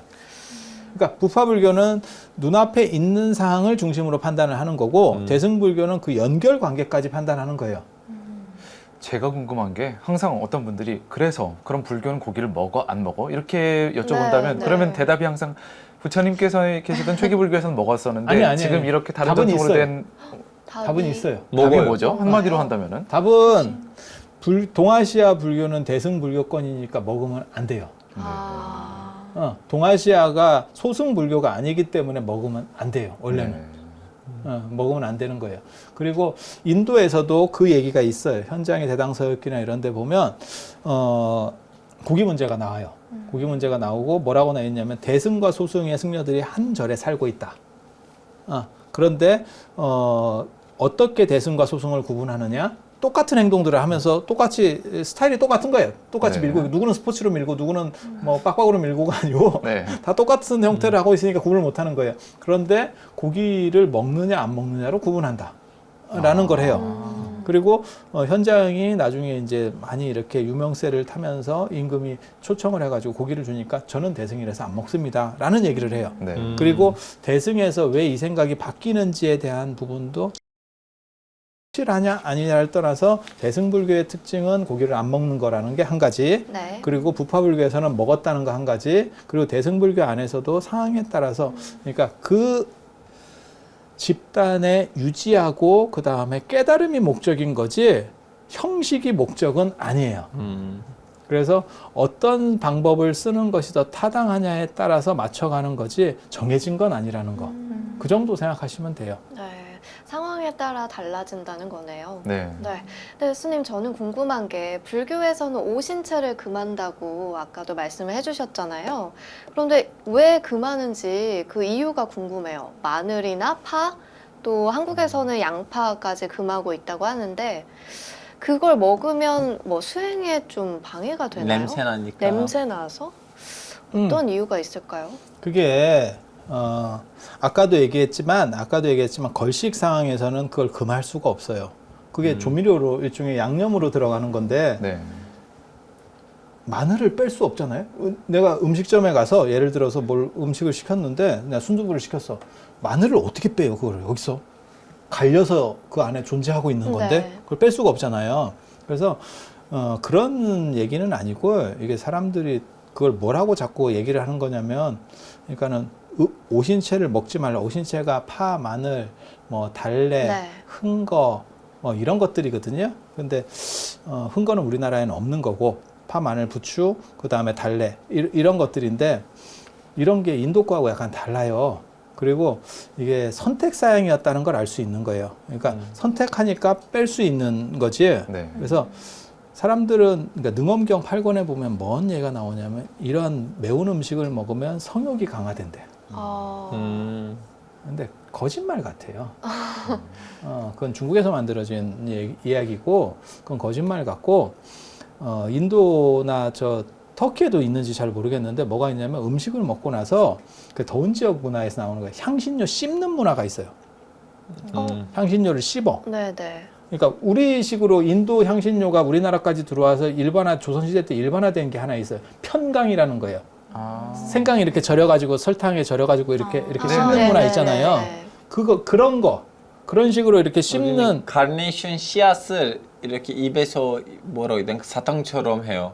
그래야지 그 음식의 냄새가 빠져요. 네. 그게 이제 향신료. 왜냐면 양치질이나 안 그러면 뭐 특정 브랜드를 얘기해서 그렇지만 리스테린 같은 게 불가능한 상황에서 네. 이제 그다음에 더운 지역에 더 냄새가 나기 때문에 향신료 문화가 발전하는 거거든요. 그런데 그 향신료가 호불호가 갈려요. 그래서 집단 생활을 하는 과정에서는 그 향신료가 문제가 될 수 있는 거예요. 그러니까 뭐를 생각하시면 되냐면 이제 우리가 관광버스 같은 거 타고 갔을 때 아니면 고속버스 탔을 때 제일 문제 중에 하나가 뭐냐면 저는 그렇게 생각하거든요. 오징어 먹는 사람. 아니, 먹는 사람은 좋아. 네. 근데 그걸 냄새 맡는 사람은 짜증이 영화관에서 나고, 제일 싫어요. 저는 청 나거든요? 버스 아니고 영화관요. 근데 다 팔잖아요. 예, 그래서 싫어요. 그게 먹는 사람은 관계가 없는데 안 먹는 사람은 냄새. 이게 냄새가 역해요, 상당히. 네. 네. 그래서 그런 문제 때문에 향신료에 대한 금지가 나오는 거예요. 네. 그래서 이게 첨가제로서의 의미, 그러니까 두 가지 의미가 있는 거예요. 향신료를 씹는 문화하고 밥 위에다가 향신료를 뿌려 먹는 문화인 거예요. 카레같이. 네. 네. 카레같이 뿌려 먹는 거예요. 이 부분에서는 이거는 탐착이 되는 거고, 그러니까 맛에 대한 탐착, 어떤 특정한 맛에 대한 탐착이 되는 거고, 그래서 금지가 되는 거고, 그 다음에 이렇게 향신료를 씹었을 때는 호불호가 너무 갈리는 거예요. 네. 그래서 그 집단 수행을 할 때는 어려운 거죠. 누군가는 피해를 보니까 그래서 그런 부분들 때문에 금지되는 거예요. 그래서 이런 부분들을 사람들 거의 잘 모릅니다. 그럼 저희 오늘 시간이 벌써 이제 다 거의 흘러가고 있는데요. 그럼 이 마지막에 향신료에 대한 부분, 오신채에 대한 부분도 고기와 마찬가지로 북방불교에서는 뭐 도교 영향을 받아서 결국엔 안 먹는 것. 아니에요, 제가 아니에요, 이해하면 아니에요. 되나요? 아니에요. 그리고 향신료라고 하는 게 이게 그 북방불교가 아니고 그냥 불교 전체에서 계속 안 먹는 걸로. 그러니까 네. 불교는 집단 생활에서 불필요하고 다른 사람에게 피해를 줄 수 있는 거는 무조건 다 계율해서 잘라내요. 네. 그 중에 하나의 향신료가 있는 거고 네. 우리가 생각하는 파, 마늘 이 정도가 아니에요. 네. 그러니까 인도 더운 지역 향신료는 우리가 생각하는 것보다 훨씬 향이 강합니다. 또 그러니까 뭐 생각하시면 되냐면 청국장 정도 생각하시면 돼요. 우리 비유로 들면 청국장 정도 급이라고 보시면 돼요. 네. 청국장, 낫또 뭐 이런 거 먹는 사람은 먹는데 싫은 사람은 홍어 뭐 이런 거 있잖아요. 네. 네. 이거 못 먹는다고요. 그리고 홍어 이런 거 옆에서 먹고 있으면 냄새. 짜증 더럽게 나죠. 그런 정도 생각을 하시면 돼요. 네. 그래서 우리가 생각하는 파, 마늘 정도 급이 아니에요. 그리고 우리도 지금 현대에도 우리가 봉착하는 문제 중에 하나가 사실 파, 마늘, 달래 뭐 이런 거 중에서 제일 문제가 되는 게 사실은 마늘이거든요. 그래서 외국인들이 한국 사람을 얘기할 때 마늘 냄새 난다라고 하는 대목이 있어요. 네. 그래서 그런 식의 충돌 과정이 존재한다라고 생각을 하면 이해하면 되겠습니다. 그래서 피해를 줄 수 있는 대중생활에서 피해 줄 수 있는 것은 지양해라, 잘라내라 라고 하는 게 오신채를 금지하는 문화라고 생각을 하시면 되겠고, 그 다음에 고기 문제는 대승불교는 안 먹고 소승불교는 먹는 전통으로 내려가고 있다 라고 생각을 하시면 돼요. 그리고 대승불교에서 특수한 지역에 존재하는 사람들은 먹고 있다더라. 여기까지. 자연 스님과 떠나는 중국 관음성지 보타산 성지순례. 사실 좀 저한테도 생소해요. 관음성지 보타산. 준비물은 필요 없습니다. 네, 저는 오늘 이렇게 Chinese color 이렇게 오. 네, 중국풍의 의상부터 준비가 되셨네요. 네, 저는 의상부터 준비를 했지만 지금 보고 계신 시청자 여러분들께서는 아무 준비도 필요 없이 안방에서 편안하게 따라오시면 됩니다. 네, 그렇습니다. 지난번에 자연 스님을 지도법사로 해서 많은 불자분들이 관음성지, 중국 보타산으로 성지순례를 떠나셨는데요. 그때 담당 PD도 카메라를 들고 함께 다녀왔다고 합니다. 네, 저희는 비록 못 가서 아쉬웠지만 준비한 영상 보시면서 시청자 여러분과 함께 저희도 영상 속으로 떠나보려고 하는데요. 스님께 드리고 싶은 말씀이 있어요. 저희한테 연락을 주셨으면 저희가 자신감 팀 딱 깃발 딱 해가지고 갔을 네. 텐데. 그러게 저도 참 안타깝습니다. 개인적으로는 그러고 싶은데 네, 인생이라는 게 참 묘하지. 그렇죠. 일단은 비행기 값부터 줄 거라는 확실히 있었다.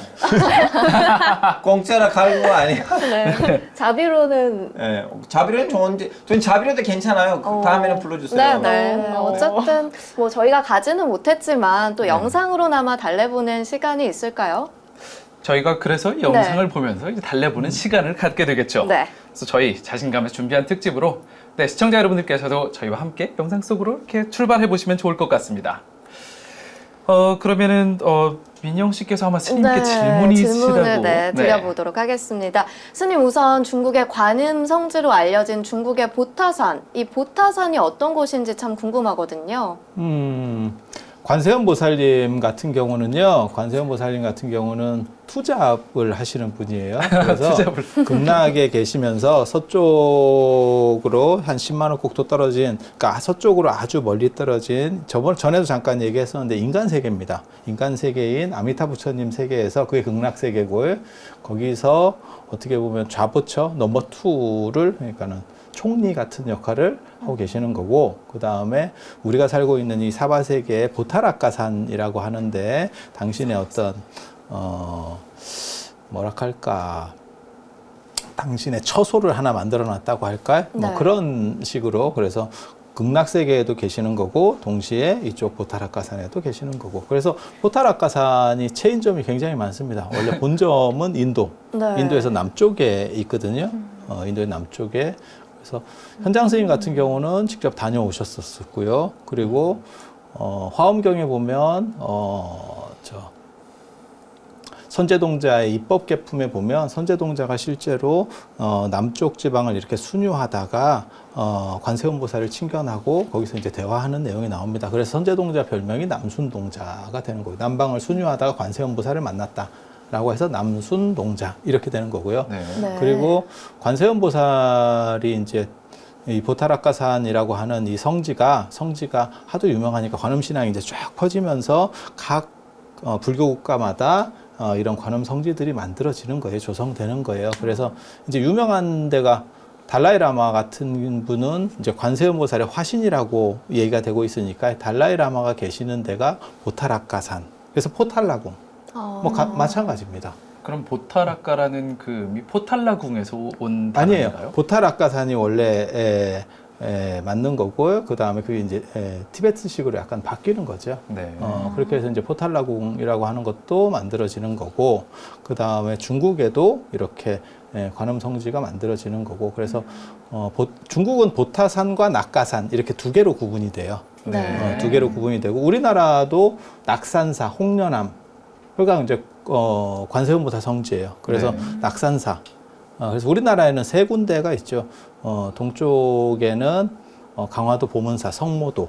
그다음 서쪽에는 강화도 보문사 성모도. 그다음 동쪽에 낙산사, 홍련암. 그다음에 남쪽에 보리암. 이렇게 네. 해서 세 군데가 유명한 데가 있는 거고, 일본에도 당연히 이 관세음보살 성지가 또 있는 거고. 네. 그렇게 해서 이게 어떻게 보면 체인점 같이 이렇게 신앙이 확대되면서 벌어져 나가는 거예요. 그래서 우리도 관세음보살을 모시고 가피를 받고 싶어요라고 하는 그런 생각들이 있는 건데, 네. 굉장히 재밌는 거는 중국 보타라카산하고 우리나라 낙산사하고 구조가 굉장히 흡사해요. 그래서 낙산사 홍련암에서 볼 수 있는 이 바위 사이로 해서 이렇게 물이 드나드는 구조나, 안 그러면 대나무 이야기, 이 낙산사 창건될 때 대나무 이야기가 또 나오거든요. 네. 그래서 거기에 이제 또 파랑새 이야기도 있어요. 파랑새가 출몰한다. 눈빛은 뭘까요? 파랑새 뭐 옛날 그걸 동화에 관음조라고 하는 나왔던 거예요. 파랑새 얘기가 생각이 나서 관음조라고 하는 거예요. 근데 그게 낙산사에도 출몰한다라고 하는 이야기가 있고요. 중국에도 있어요. 그리고 이 관세음보살이 계시는 보타라카산이라고 하는 데가 경전을 이렇게 읽어보면 두 가지로 나와요. 두 가지로 나와요. 아직도 저도 어느 게 원형인지는 잘 모르겠어요. 근데 인도 보타라카산은 사실은 내륙에 있어요. 내륙에 있어요. 그런데 경전을 읽어보면 뭐라고 나오냐면, 하나는 섬이라는 개념으로 나와요. 산인데 섬이라는 개념으로 그러니까 설명해요. 독도라고 생각하시면 돼요. 지금 우리 세계로 생각하면 독도같이 섬인데 산이라는 구조로 되어 있다라고 보시면 돼요. 네. 그렇게 이해하는 게 한 가지 있고, 앞에는 바다고 뒤에는 산이라는 식으로 이해하면 돼요. 그러니까 그런 두 가지 계열로 서술이 되어 있어요. 네. 그래서 홍련암 같은 경우는, 낙산사 홍련암 같은 경우는 앞에는 바다, 뒤에는 산 구조를 취하고 있고, 네. 강화도 보문사 성모도, 관세음보살 성지 같은 경우는 그냥 섬이에요. 그래서 두 가지가 있는데, 중국 사람들은 재밌게도 보타산, 낙가산을 둘 다 하나씩 섬으로 규정을 지었어요. 하지만 그래서 둘다 실제로는 섬이에요. 그냥 내륙에 있는 산인가요? 실제로? 아니, 중국에서는 그러니까 기록에는 하나는 섬, 그 다음에 하나는, 그러니까 섬 안에 있는 산, 하나는 앞에는 바다, 뒤에는 산, 이런 구조로. 그러니까 바다는 공통입니다. 그래서 모든 관세음보살 성지의 특징이 바닷가에 있어요. 물소리가 들리는 데에 다 있어요. 그래서 그렇게 돼 있는데 중국은 특이하게도 섬 두 개를 놓고, 그러니까 독도 같은, 울릉도 독도 같은 이런 식 구조를 가지고 이제 보타락가산, 하나는 보타산, 하나는 낙가산, 이렇게 둘 다 섬이에요. 그래서 그런 구조로 잡고 있어요. 굉장히 재밌습니다. 네. 왜 이렇게 바다와 연결이 되어 있는지 혹은 여러 가지 자세한 사항들은 이제 저희가 영상을 아마 뭐 확인해보면서 앞으로 차차 살펴보게 될 것 같은데요. 네. 네, 여름 특집으로 준비한 자연스님과 함께하는 중국 보타산 성지순례. 정말 어려운 단어네요. 보타산 성지순례. 네, 그럼 이제 떠나볼까요? 네, 저희가 영상을 준비해 봤는데요. 시간 관계상 긴 일정을 모두 다 담을 수가 없어서 짧게 성지순례 영상을 준비해 본 점 양해해 주시기 바랍니다. 네, 그럼 스님께서 한번 영상을 보시면서 저희 지금 약간 버추얼 가이드처럼 네, 버추얼 가이드를 네, 해주시면 좋을 것 같은데요. 안내를 해주시면 될 것 같은데요. 네, 그럼 저희 영상 보기 전에 구호 한번 외쳐보는 거 어떨까요? 그런 거 아니에요? 뿡뿡 하는 거예요? 말고 이번엔 좀 영어를 항상 자주 쓰시니까 떠나자는 의미에서 Let's go 어때요? that 너무 sounds good. 좋아요. 네, 좋습니다. Let's go. 네, L 발음은 clear L이라고 했어요. 아, 네. Let's라고 하셔야 되고요. 네. 한번 시험 한번 해볼까요? Let's 하나, go. 둘, 셋 하면 Let's go. go. 좋습니다. 이제 진짜 갈게요. 가겠습니다. 자, 함께 외쳐볼까요? 하나, 둘, 셋. Let's go! 자, 이제 뭐 저렇게 사람들을 쭉 모아서 이제 준비하는, 공항에서 준비하는 여기 거예요. 한국 같네요. 예, 네. 이제 제 가장 큰 특징이 제가 사람들을 모으고 인솔도 하고 다 하는데도 불구하고 제일 늦게 온다는 거. 제가 다 오는 거예요. 그래서 한 60여 분 정도 이렇게 네. 아니, 떼거리로. 저는 이걸 보고 중국이 많이 편했네. 한국이랑 똑같은 시설이네 했더니 우와, 비행기 한국이었어. 떴어요.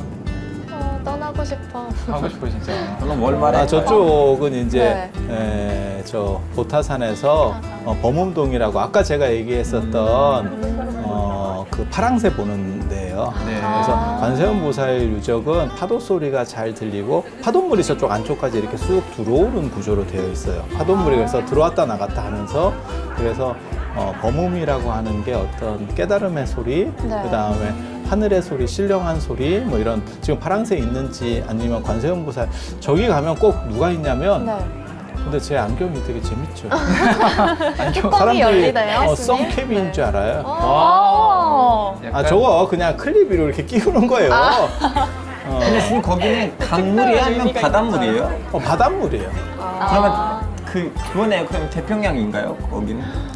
서해죠, 서해. 계단이 굉장히 서해. 많아 그렇게 해서 그쪽 보고 나면 우와, 이거는 이제 엄청 관세음보살, 크세요. 관세음 33m 이렇게 해서 관세음보살의 음신이 변화를 중생을 제도할 때 변화하는 모습이 33가지. 아바타라고 하는 게 그 음신이라는 뜻이에요. 그러면 이 불상 아바타라. 원래 인도말 아바타라 이렇게 해서 불상이죠, 이거. 예. 이거 불상- 황금으로 된 관세음보살. 건가요? 동인가요? 황금이면 좋겠죠. 동해 개금을 하는 거죠. 보제선사 나왔네요. 이제 보타산에서 제일 크고 오래된 절, 송나라 때 만든 절인데요. 옛날에 이렇게 보찰들이 조경을 굉장히 잘 해놔요. 사실 제가 선글라스 같은 경우를 잘 안 쓰는데 네. 네. 이제 늙어가지고 눈이 부셔서 다닐 수가 없어요. 너무 불쌍하지 않아요? 약간 저 선글라스가 옛날 홍콩 영화에 나오는 뭐 첩혈상 주윤 바리키고 나오는 그렇게 올리는 구조죠. 근데 스님 여기는 이제 송나라 라면 그럼 1000년 넘었을 거예요. 1500년인가요? 네, 1080년에 지어진 절이니까 1080년, 1000년이네요. 한 그쵸? 한 1000년 정도는 된 절이죠. 아니 근데 뭐 중국이나 이런 절들 다 그렇게 오래돼요. 네. 유명한 절들은. 그리고 지금 이렇게 향 피우는 거 보세요. 중국은 향이 너무 많아가지고 저 자연 발화가 되는 거예요. 향불의 온도 때문에 네. 자연 발화가 돼서 향로에서 불이 나요. 개인적으로는 저도 저런 향 피우는 거 굉장히 좋아하거든요. 저렇게 이렇게 도시네요. 저 향로인데 저 네. 향 연기를 타고 하늘로 기원이 올라가는 거거든요. 그래서 지금은 쓰지 않는 대표적인 향로인데 그것을 만지면서 기원하는 거예요. 그래서 신도도 진짜 엄청 많죠. 네. 막 선생님, 등을 잘- 떠밀고 다녀요. 네, 여름 특집으로 준비한 자연스님과 함께 떠나는 중국 보타산 성지순례.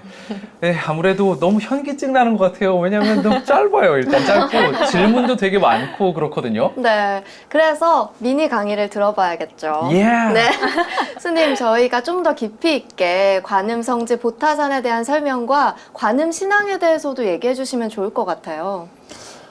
관세음 보살님 같은 경우는 대승불교에서 이제 사대보살이라고 흔히 사대보살. 그러거든요. 사대보살. 그래서 이제 문수보살, 보현보살, 네. 그다음에 관세음보살, 지장보살. 이렇게 네 분을 사대보살이라고 하고요. 거기서 이제 플러스 원 이렇게 들어가면 미륵보살. 네, 그래서 5분 정도 5분. 생각을 하면 되시고, 그 다음에 사실 이 중에서 보현보살은 약간 이렇게 약간 떨어집니다.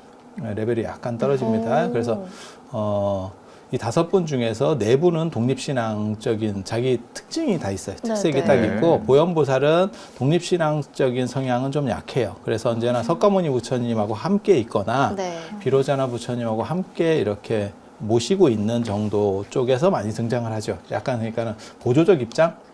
서태지와 아이들로 얘기하면 아이들 역할을 좀 중심으로 하는, 네. 그래서 원탑으로 딱 이게 치고 나가기는 좀 어려운 뭐 이런 부분이 존재하고, 물론 있긴 있어요. 그렇지만 약하다는 뜻이에요. 약하다는 뜻이에요. 그에 비해서 이제 확 치고 그 중에서 가장 강력하게 나가는 분이 사실은 관세음 보살님이고, 이제 그게 이제 중생 구제랑 관련이 되는 거죠. 그래서 33 아까 그 앞에 봤었던 그 관세음 보살상의 높이가 33m거든요. 네. 일부러 맞춘 거예요. 1997년도에 제작된 불상인데 일부러 맞춘 거거든요. 그게 법화경의 관세음보살 보문품이라고 있어요. 그게 이제 유통될 때 별책본으로 이렇게 유통될 때는 관음경이라고 보통 되거든요. 그래서 그 관음경 안에 뭐가 나오냐면 관세음 보살님께서 33가지 변화된 모습으로 해서 중생들이 원하는 바람을 들어준다. 라고 하는 거예요. 그래서 원하는 모습을 갖춰서 그 사람이 원하는 모습에 이렇게 맞춰서 나타나는 모습이 33가지. 예, 그렇게 해서 그 33가지 모습을 구현한다 그래서 33m에 맞춘 거예요. 그리고 네. 능엄경이라고 하는 경전이 있는데 거기에는 32가지로 나와요. 그래서 관세음 보살의 응신이 32가지냐 33가지냐 뭐 이런 얘기들이 조금씩 있는 네, 거예요. 네. 그리고 33이면 좋겠어요. 왜냐하면 33은 중동에서 성스러운 숫자인데. 근데 이 관세음 보살님을 이제 관세음 보살님이 이렇게 현세적인 어떻게 보면 우리를 보호해주는 그 다음에 현세에 우리가 살았을 때 우리의 기원과 바람, 소원을 이루어 주시는 데서는 보통 이제 지장보살. 그래서 이제 어떻게 보면 이렇게 투톱 체제로 이렇게 그리고 현재 한국 불교에서도 그렇게 되어 있어요. 그래서 관음제일, 지장제일. 그래서 관음제일, 지장제일 이렇게 되어 있는 거고 중국의 관세음 보살 있는데 그 대표적인 성지가 바로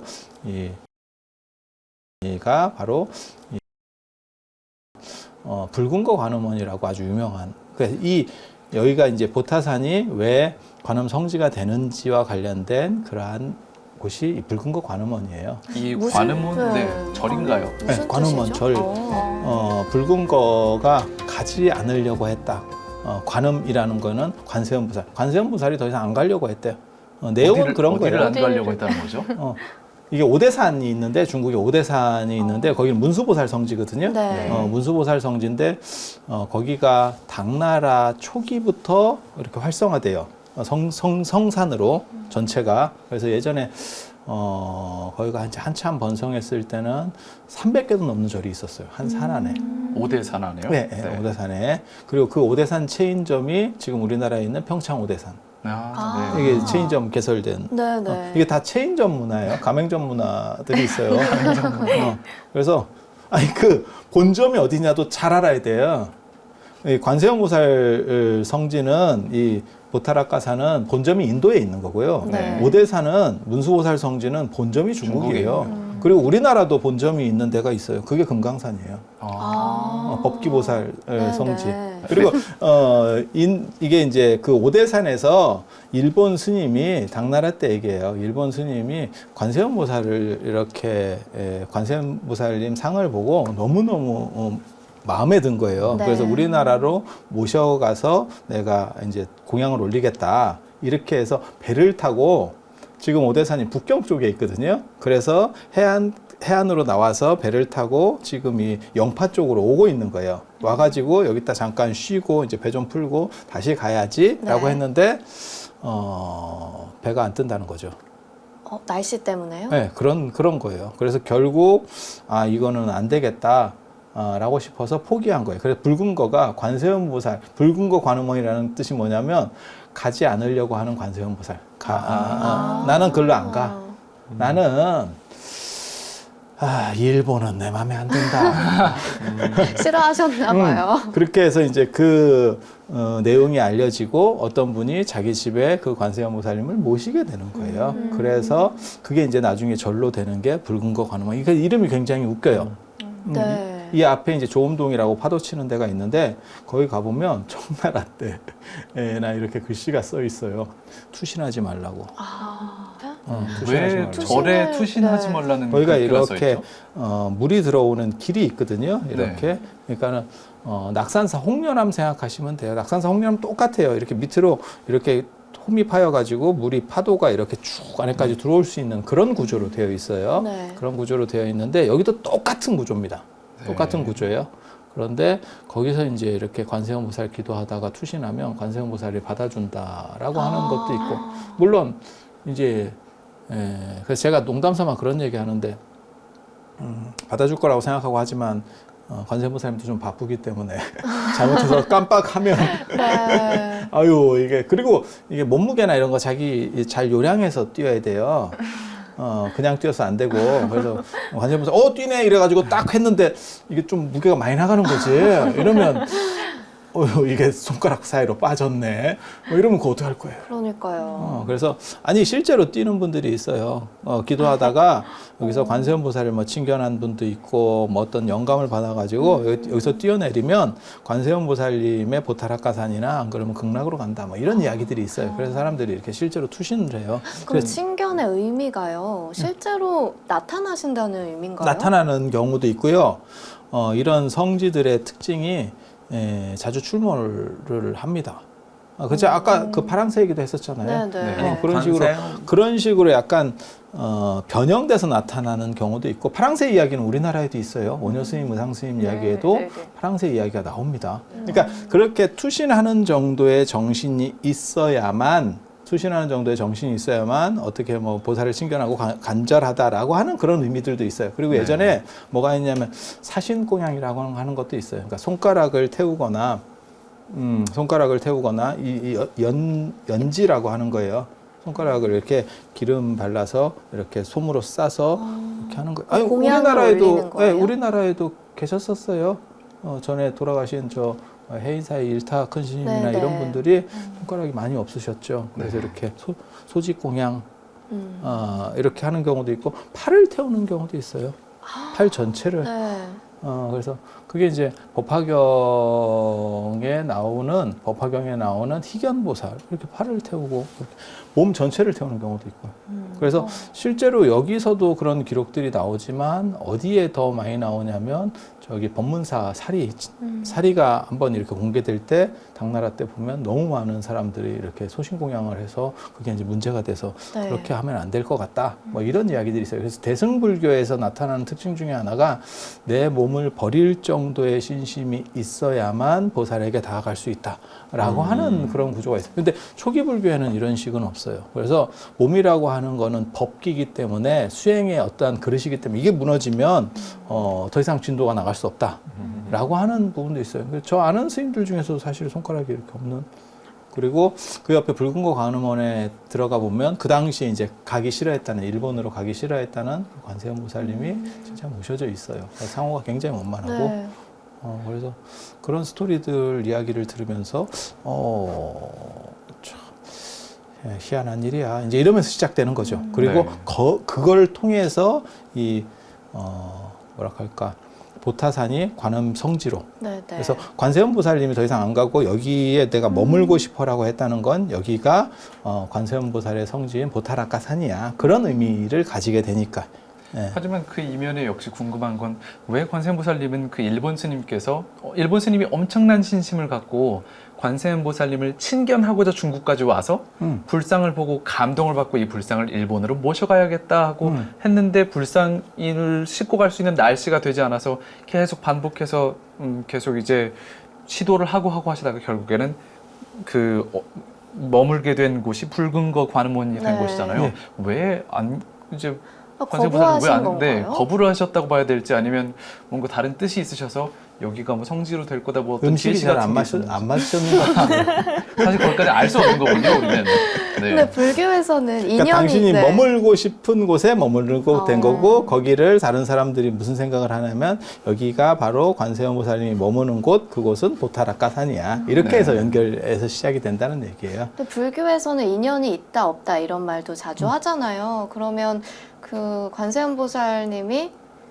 인연이 있는 곳이 바로 그냥 그쵸. 네. 그러니까 네. 당신이 여기가 선택한 곳이라고 하는 데가 되는 거고 또 이 옆에 가보면 자중님이 있어요. 자죽님이요? 네, 대나무인가요? 자죽. 대나무인데요.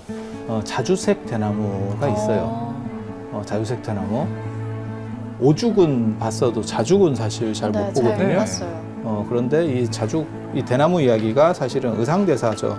낙산사 때도 똑같이 나와요. 의상대사가 관세음 보살을 이런 구조 속에서 의상대사는 약간 서핑으로 이 안으로 들어가거든요. 뛰어내리는 게 아니고 방석을 딱 이렇게 띄웠더니 거기에 올랐더니 이렇게 쭉 들어가는 그런 기록이 있어요.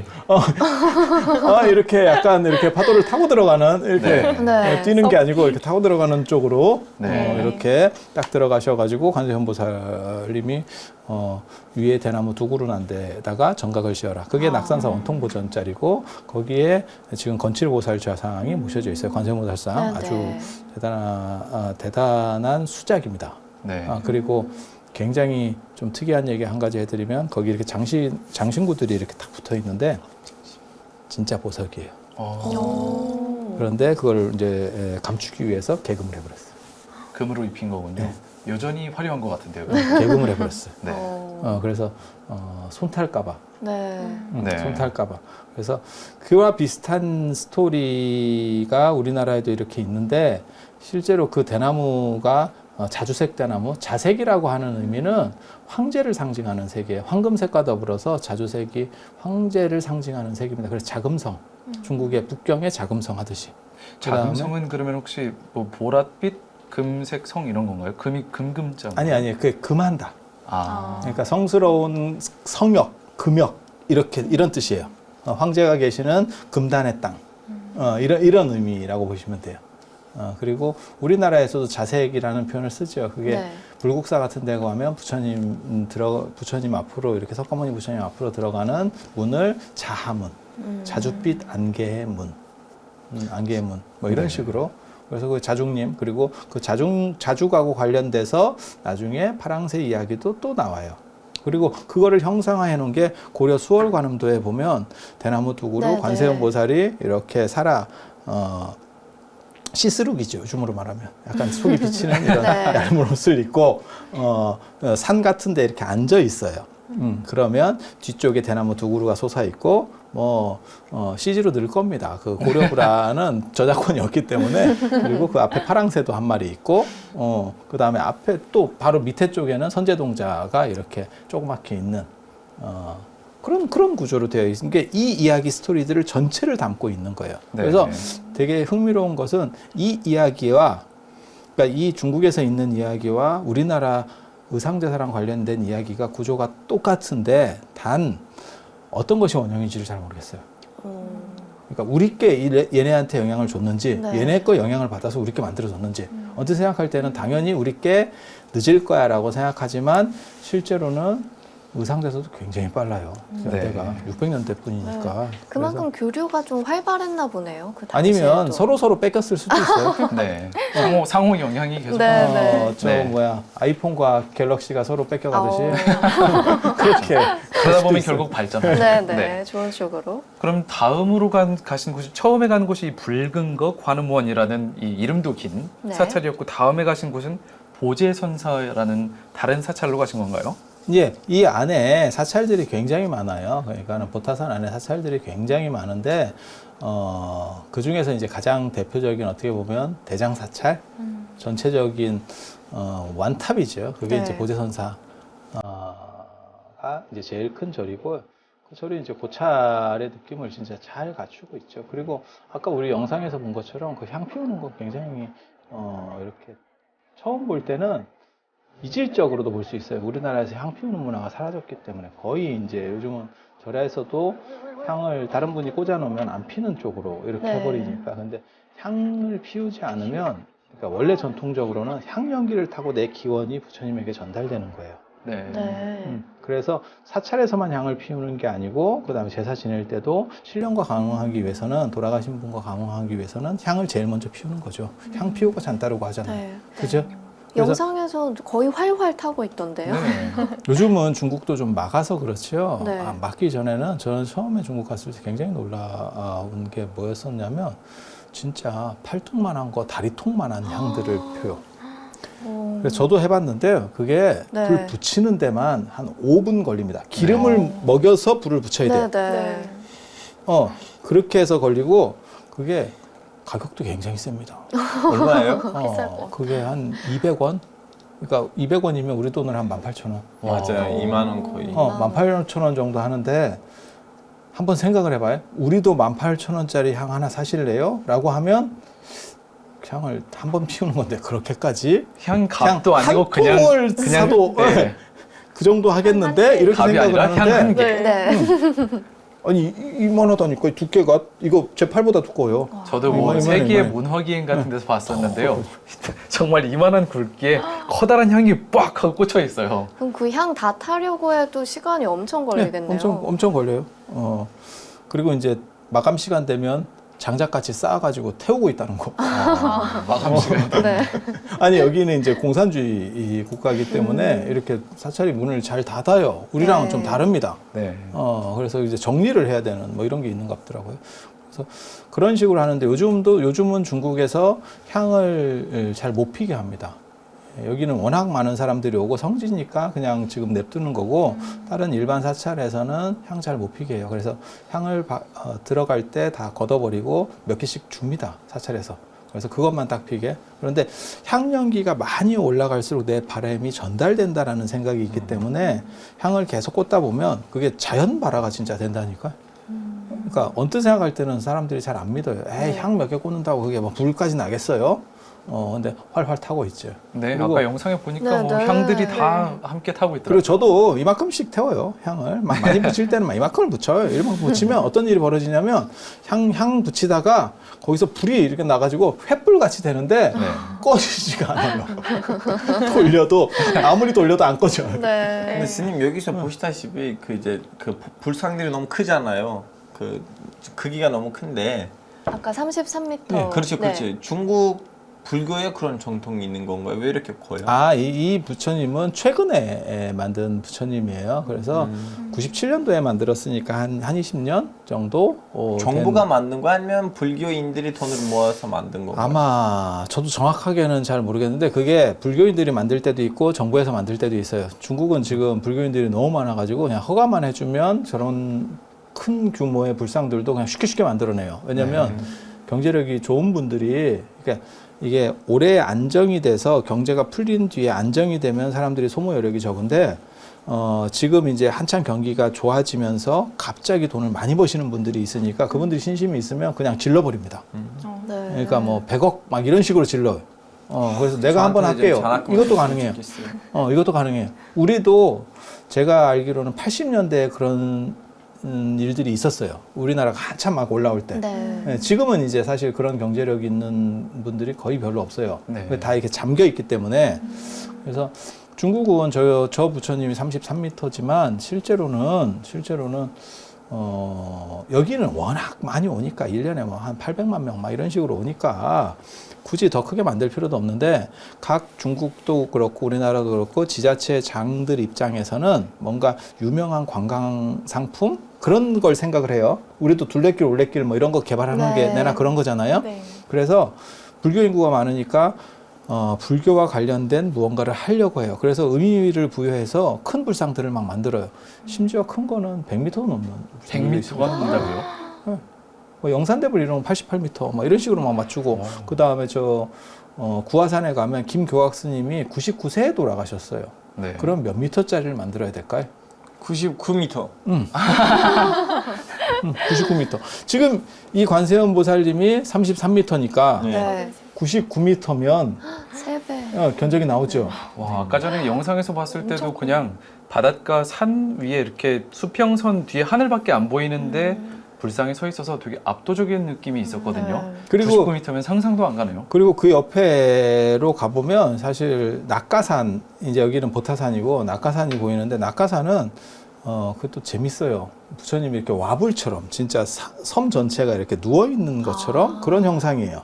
그래서 네. 옆에서 보고 있으면 그래서 그 와불은 100m도 훨씬 넘는 거죠. 왜냐면 섬 하나니까 섬 하나 형상이 이렇게 부처님이 와불이 누워 계신 것처럼. 마침 이제 어느새 얘기를 하다 보니까 네. 그래서 정리를 할 시간이 됐는데요. 오늘 이렇게 처음에 가셨던 곳이 보타산에 있는 남해관음대불이 있는 이 불응거 관음원. 범음동 쪽으로 해서 범음동을 예, 예. 지나서 그 다음에 그곳을 지나서 보제선사로 가셨고 여기를 쭉 오늘 돌아보신 곳을 이제 정리해 보신다면은 이런 것을 염두에 두고 나중에 한번 방문해 보시면 좋습니다. 혹은 관세음보살 신앙에 대해서는 이런 점은 기억해 두시면 좋습니다 하는 그런 부분이 좀 있을까요? 장마 아닐 때 가세요. 여기가 섬이기 때문에요. 예전에는 여기 들어가기 굉장히 어려웠어요. 저도 예전에 한번 가보고 벌써 10여 년 만에 한번 가본 거거든요. 다시 간 거거든요. 그렇게 쉽게 못 갔던 이유가 제 아는 분 같은 경우는 3번 시도했는데 3번 다 못 가는 경우도 있었어요. 붉은 거 간음원하고 비슷한 사건이 벌어지는 거예요. 네. 근데 그게 인연이 닿지 않아서 네. 그게 말을 바꿔놓고 보면 제가 자 성지순례를 갑시다 이렇게 사람을 뭐 한 50명이든 60명이든 모았어. 근데 막상 배를 타려고 그랬더니 기후 조건이 안 좋아서 배가 안 떠요. 네. 독도 생각하시면 돼. 독도 생각하시면 돼. 이런 식으로 되면 그 데미지가 얼마나 저한테 오겠어요. 얼마나 스님이 영험이 없으면 관세음보살이 싫어하는가 봐. 이렇게 되면 망하는 겁니다. 네. 그래서 감히 시도를 못했어. 근데 저만 그랬겠어요? 그러니까 아니죠. 무슨 일이 벌어지냐면 여기서 아예 섬을 많이 연결시켜 버렸어요. 그래서 배를 잠깐만 타면 돼 이제. 네. 이제 배를 잠깐만 타도록 그러니까 아예 그냥 연결시킬 수도 있는데 그러면 이제 완전히 맛이 없어지는 거죠. 그렇죠. 섬이라고 하는 게 끊어져 버리니까 네. 거의 어느 정도까지 붙여놓고 여기서 요만큼만 타면 돼. 이런 식으로 바꿔놨어요. 그래서 누구든지 한 번 정도 참배 불교인이라면 가보실 만한 곳이고 또 가면 진짜 신심이 나는 여러 구조들이 존재해요. 그리고 실제로 중국 분들이 여기가 성지 중에서도 가장 많이 오는 성지예요. 네. 그래서 저희 갔을 때도 사람이 어깨를 밀고 다니는 거고 그 다음에 법당 안에서 제대로 절하기도 그렇게 쉬운 게 아니에요. 네. 아까 그 향로 불 타고 그 다음에 제가 복전함 밀다가 더 이상 돈이 안 네, 들어갈 네, 정도로 네. 네. 가득 차 있다. 안 비우느냐? 비우긴 비우겠지. 비워도 금방 차는 거예요. 네. 그래서 그런 정도의 신심들이라든지 열정을 느낄 수 있는 그러한 중국을 대표하는 어떻게 보면 성지, 네. 이 관음 성지라고 보시면 돼요. 그래서 거기를 꼭 한번 참배하시고 그 다음에 이 안에 절들도 굉장히 많습니다. 네, 네. 그래서 그런 것들도 다 이렇게 한번 참배를 하시고 둘러보시고 새벽 예불도 해보시고 하면 뭔가 구하는 것에 반드시 응하는 보응이 있고 그것을 타고 여러분들의 삶과 가정이 행복하고 꽃 피어나는 그런 일들이 있을 겁니다. 네, 저희 이제 자신감. 미륵보살과 관련된 설두산으로 가볼 겁니다. 설두산, 영파에 있는 설두산. 그래서 중국의 5대에 뭐 원래는 4개인데 그게 어느 순간에 5개가 되더라고요. 그래서 4대 영장이라고 그래서 문수보살이 모셔진 오대산, 그 다음에 지난번에 갔었던 보타락가산, 관세음보살의 보타락가산, 그 다음에 구화산, 지장보살, 그리고 이 구화산이 이제 의미가 있는 거는 여기서 모시는 지장보살이 김지장 신라 왕자였었던 김지장 스님이었다는 거.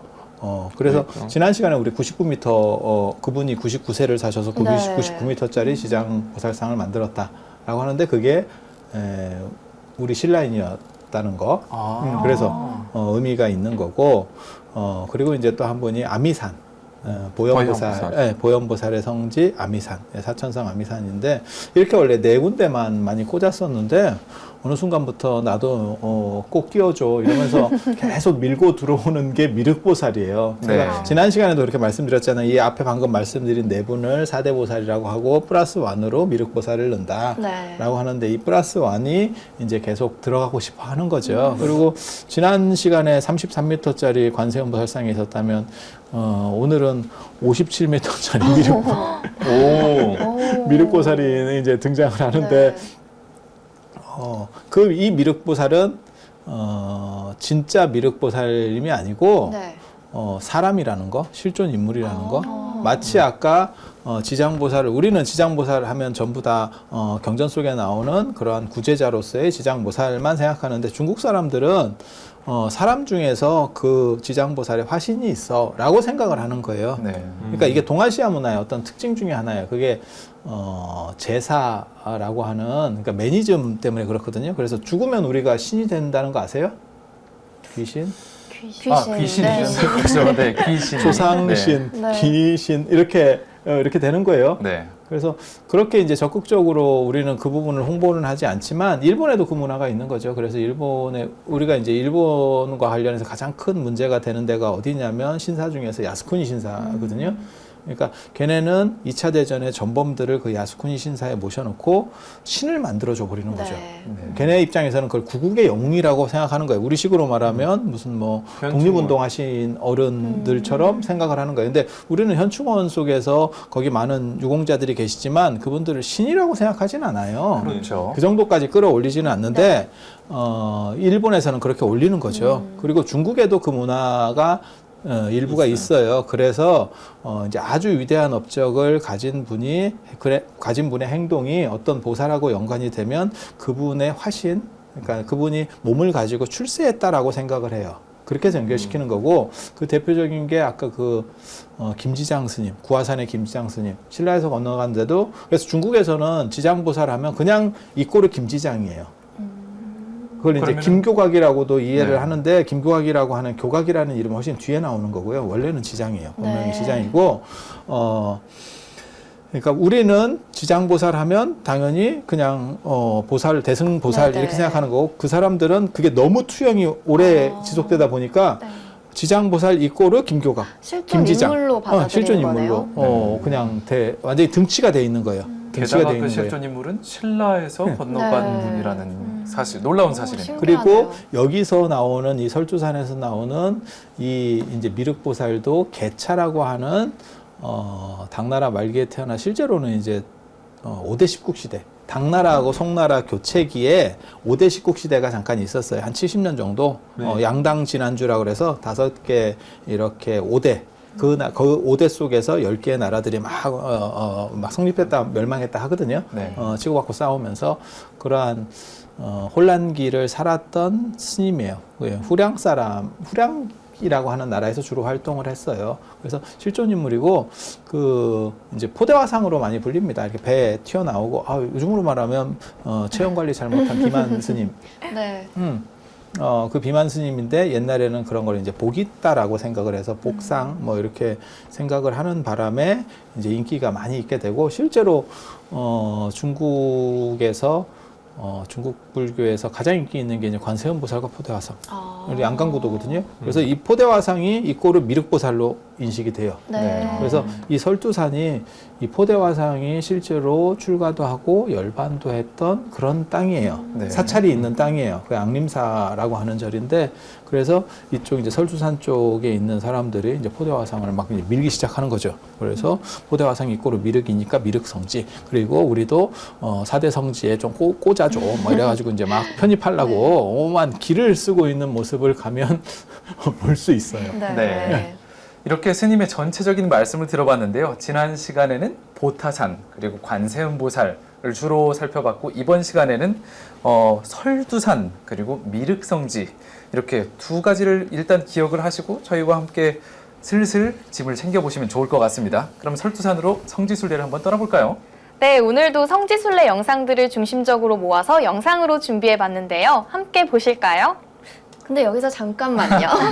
저희가 지난주에 분명 구호를 외치면서 떠나봤단 말이죠. 그 가식적인 그거. 아, 네. 이번 예. 주도 한번 외치면서 떠나볼까요? 네, 저희 자신감 상당히 이런 거 좋아하죠. 네. 뿜뿜 뭐 이런 거요. 네, 좋습니다. 그럼 함께 외쳐볼까요? 하나, 둘, 셋. Let's go! 근데 지금 이제 설주산으로 가는 거고요. 저기가 아마 바닷바람이 불다 보니까 아니, 갈치처럼 앞자리에다가. 정말 투어 가이드. 예. 겨울이 되면 눈이 많이 오는가 봐요. 그래서 설두가 눈이 많이 내리는 어떠한 구멍, 눈이 매몰되는데 막 이런 의미라고 보시면 돼요. 계곡이네요, 지금. 이게 이제 풍경구라고 하는 거는 이제 산 전체를 이렇게 좀 산 중에서 좀 이쁜 부분을 이렇게 개발을 해서 네. 이렇게 돌 수 있게 만들어주는 아, 그런 지역할 때 구호, 무슨 구호할 때 그 구호. 네, 그렇죠. 그래서 저렇게 같이 개발을 해야 사실 사람들이 더 많이 오거든요. 그러니까 절만 있어라기보다도 절과 자연이 어우러- 설악산 생각하시면 네, 되죠. 네, 네. 절과 어. 자연이 어우러지는 곳이네요. 자성선사. 예, 자상선사 네. 이게 이제 설주산에서 가장 큰 절이라고 보시면 되고요. 지금은 뭐 개발을 해서 엄청나게 커졌죠. 깃발들이 붙어 있네요. 깃발은 이제 그냥 망국기 저기 이제 초하고 이제 또 향 피우는 거 보세요. 저 향. 아, 여기는 지난번에 갔었던 보타라카산에 비해서는 향이 좀 적죠. 네. 네. 여기 이제 포대화상, 포대화상의 성지니까 포대화상.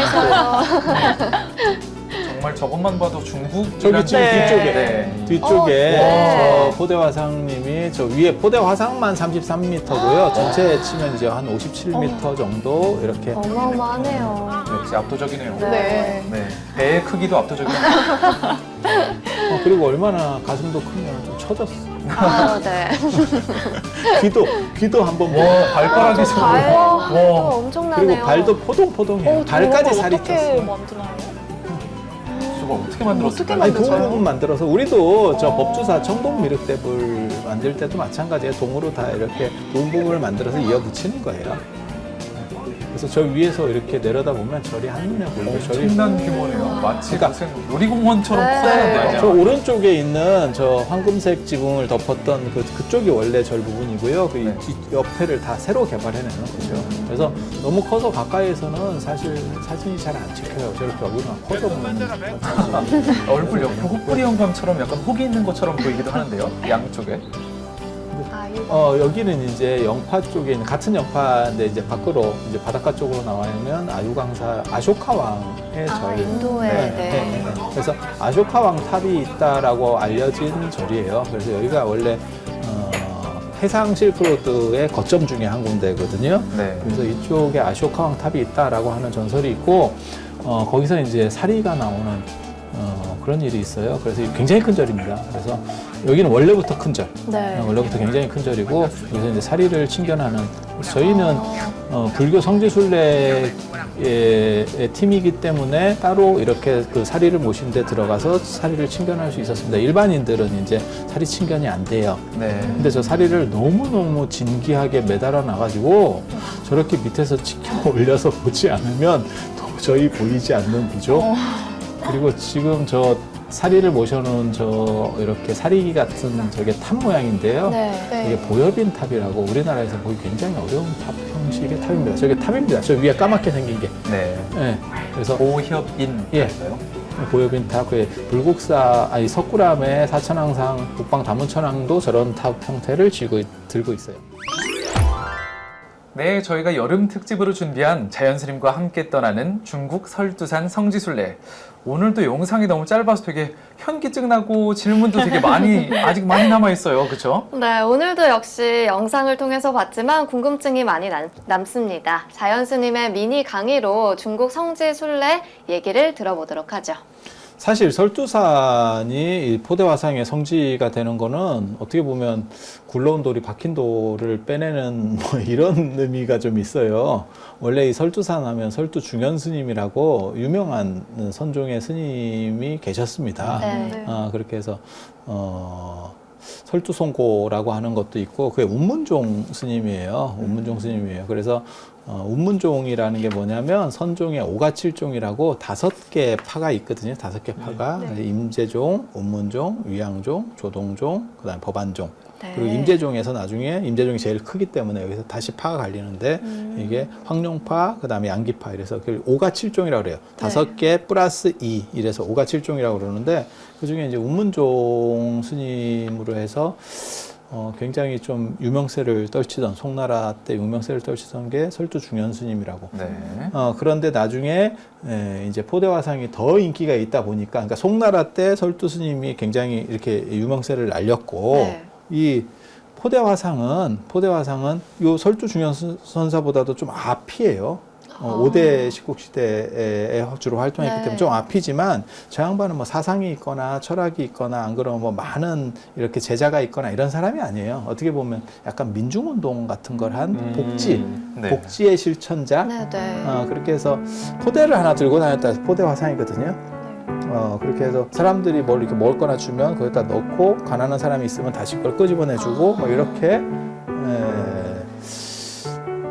그런 식으로 교화하고 사람들하고 이렇게 같이 섞여서 가난한 사람들하고 섞여서 잘 어울리고 이렇게 한 사람이에요. 그래서 뭔가 철학적인 내용이 크게 없어.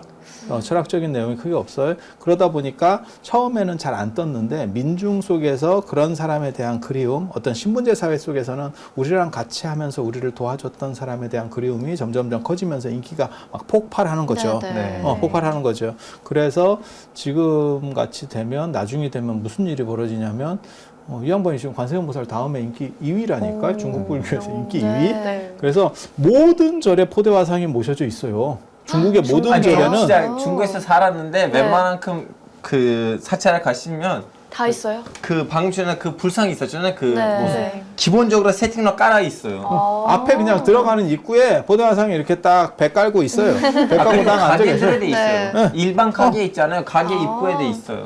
그래서 근데 화교나 이런 분들이 우리나라에서 이렇게 중국 음식점 하실 때 모셔놓는 대상 중에 관우, 복신, 그 다음에 포대화상 3분 중에 한 분을 이렇게 모셔요. 그래서 이 포대화상이 이 양반이 어떤 수행을 했는지나 이런 거는 잘 모르는데 이걸 무해행이라 그래요. 그냥 같이 동사섭하면서 같이 민중의 아픔을 공감해주고 그 다음에 기쁨을 같이 이렇게 즐거워해주고 이렇게 하는 거고, 그런데 이 양반이 보면 비가 안 오는데도 남학신을 신고 다니고 이런 때가 있어요. 그러면 약간의 기행을 하셨다는 얘기네요. 그러면 비가 온대요. 게다가 그럼 약간 신통을 가지셨다는 네. 그런 의미. 뭐 그렇게 생각하는 거예요. 그렇게 네. 생각하는 거예요. 그리고 스스로 이제 부르는 개송에 나한테 포대가 있으니까 그거를 열어서 열고 오므리면 다 이렇게 자제하다, 모든 게 자제하다, 그런 얘기도 있고, 또 뭐가 있냐면 내가 진짜 미륵이다라고 하는 그런 네. 개성도 참미륵이 바로 나다, 뭐 이런 식의 개성들도 읊어요. 그래서 이분이 미륵보살의 어떤 화신인가 라는 생각들을 가진, 그러니까 민중적인 부처님. 네. 그리고 인상이 워낙 좋으니까 맞아요. 그래서 이걸 이제 번역할 때 해피부다라고 하는 건데, 네. 그래서 신분제 사회에서는 민초들은 굉장히 고통을 받거든요. 그리고 사찰은 지금 볼 때는 사찰 건물이 좋아요라고 할지 모르지만 일반 민중과 어느 정도 유리된 부분도 있어요. 네, 너무 사찰이 돋보여 보이면은 민중 네, 입장에서는 네. 상대적으로 그래서 박탈감을 느낄 수도 있죠. 그런 어떻게 보면 좀 양반이 백성을 위해서 헌신한 사람, 조선시대 때 내가 어느 정도 이상의 위치를 가질 수 있음에도 불구하고 그것을 버리고 전부 다 헌신한 사람, 그런 사람에 대한 민중들의 열망과 그리움, 이런 네. 것들이 막 누적되면서 이 양반이 살이 점점점 찌기 시작하는 거예요. 이 살이라고 하는 게 어떤 의미냐면 복이 있다라고 하는 의미예요. 네. 그런데 예전에는 살쪘다라고 하는 거는 굉장히 지위가 어느 정도 있다라고 하는 것과 통하는 거예요. 나는 네. 그만큼 부유해. 네. 실제로 맞아. 저 어렸을 때만 하더라도 이렇게 배 나오고 이렇게 약간 지금은 약간 저주받은 몸들이 예전에는 부장님 보스. 약간 이- 사장님 예, 스타일. 예, 예. 그런 네. 식의 느낌들이 있었어요. 네. 그래서 저희 어렸을 때도 저희 반에도 그렇게 해서 살찐 애들이 있었어요. 그러면 되게 귀해 보이는 거예요. 그게 좋은 거였었어요. 근데 걔 지금 이제 절단 났죠. 그래서 지금은 이러한 식의 체형들을 조금 안 좋게 보는 눈들이 있는데 이게 조선시대 때나 이런 때는 굉장히 좋은 체형. 그래서 사실 부처님도 조선시대 부처님도 보면 이렇게 비만형입니다. 그랬었나요? 조선시대 모든 불상들이 약간 이 정도까지는 아니고 그렇죠. 한국 이거는 사람들 이제 밥을 그렇게 충분하게 풍만해서 나는 복이 가득하고 그 다음에 이렇게 존귀할 어떤 에너지를 가지고 있어. 그러니까 너희들이 원하면 그걸 내가 다 줄 수 있어. 네. 라고 하는 거예요. 그래서 이 포대화상만 등장할 때도 있고 어떤 경우에는 포대화상 옆에 애들이 이렇게 아. 뭐 아기들, 줘요. 동자나 사탕도 줘요. 네. 뭐 이러면 네. 이제 어떻게 보면 동아시아의 산타크로스라고 네, 할까? 약간 산타크로스 물건에서 산타. 물건에서 이렇게 네. 네. 자루에서 꺼내주면서 거기서 선물도 나오고 산타크로스 딱 그 자루 생각하시면 돼요. 네. 그렇게 해서 모든 사람을 다 즐겁게 하고 그 다음에 복지적으로 해줄 수 있는 사람 그리고 그러한 바람이 점점 민중들에 의해서 집약되면서 이 신앙이 널리 퍼지게 되는 널리 네. 퍼지게 되는 근데 이 부분에서 제가 궁금한 게 왜 이 포대 화상이 미륵 신앙과 관련이 되는 거죠? 그러니까 당신이 네. 진짜 찬미륵이라고 하는 어떤 시를 써요. 그걸 약간 이렇게 뭐랄까 예언 비슷하게 그게 선문염송 경덕 전등록 같은 데 남아 있습니다. 그래서 그런 걸 통해서 사람들이 미륵과 연결시키고 새로운 메시아가 오는 쉽게 말해서 미륵 부처님의 세계는 모두 다 평등하고 가진 자가 아니고 못 가진 사람들의 권리가 그 다음에 행복할 수 있는 세상이 열려라고 하는 바람이 이쪽으로 몰려오는 거예요. 그때 당시에는 서민들의 열망을 이뤄줄 수 있는 미륵 부처님이었던 네. 것 같은데 2019년에 한국에는 인터넷에서 미륵 하면은 항상 누가 기침 소리를 내었는가 항상 이거랑 연결이 되죠. 지금 개인기 하시려고 준비하신 거 아니에요? 아, 나를 해봤는데요. 네. 인터넷에서 이렇게 회자되는 짤방 네, 또는 네. 밈으로 회자되는 이렇게 궁예에 의한 네. 맞습니다. 젊은 세대들은 많이 공감하는 부분이죠. 미륵신앙이 어떤 식으로 구조가 만들어졌는지는 저도 정확하게 판단하기가 어려워요. 이게 그런데 이 미륵은 마이트레아 아일다라고도 하는데 부처님 제자의 실존 인물로 있었던 사람이에요. 그리고 바라나시에서 수기를 받았던 네가 다음 생에 붓다가 될 거야.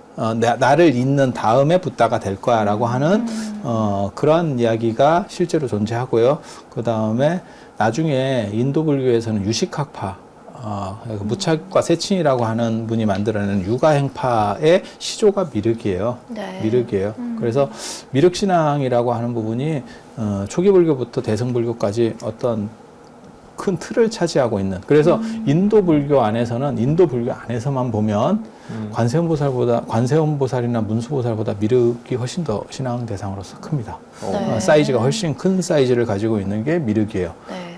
그래서 네, 그럼 여기서 제가 또 궁금한 게 하나 더 있는데요. 지난 시간에 저희가 배웠던 건 관음보살이었거든요. 관음보살은 현세를 관장하고 구원해주는 그런 느낌을 갖고 계시고 미륵보살님은 미래에 오실 미래. 부처님인데 근데 지난번에 듣기로는 또 지장보살님은 죽으면 뵙는 보살이거든요. 각각의 이게 당신들의 지역이 있죠. 네. 그럼 미륵보살이랑 지장보살의 차이는 뭐죠? 미륵보살도 내세에 오시는 부처님? 아니. 지장보살이 죽으면 뵙는 지장보살은 생활인가요? 죽은, 네. 그러니까 지금 우리가 죽었을 때 문제를 해결하는 건 지장보살. 아. 그 다음에 지금 살면서 우리가 문제를 해결할 거는 관세음보살. 네. 그런데 미륵은 미래에 오는, 그러니까 이 세계에 오는 거예요. 네. 이 세계에 오는 죽어서 거예요. 가는 다른 어떤 네, 세계가 죽어서 가는 아니라. 세계가 아니고 네. 이 세계에서 문제를 해결해 준다라고 하는 거예요. 그러니까 미륵이 지금 어떤 신분이라고 보시면 되냐면 대통령 당선인 신분.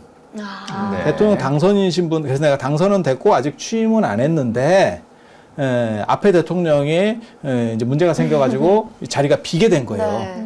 그 상황이라고 보시면 돼요. 네. 그래서 아직 오지는 않았어. 그래서 어떤 분들이 계시냐면 당나라 현장 스님 같은 분은 나는 극락세계는 너무 머니까 그게 서쪽으로 10만 원국도 떨어져 있다라고 하는데 그 거리가 너무 멀거든요. 그래서 내가 갈 자신이 없으니까 그건 좀 약간 우리 문제가 아닌 것 같아.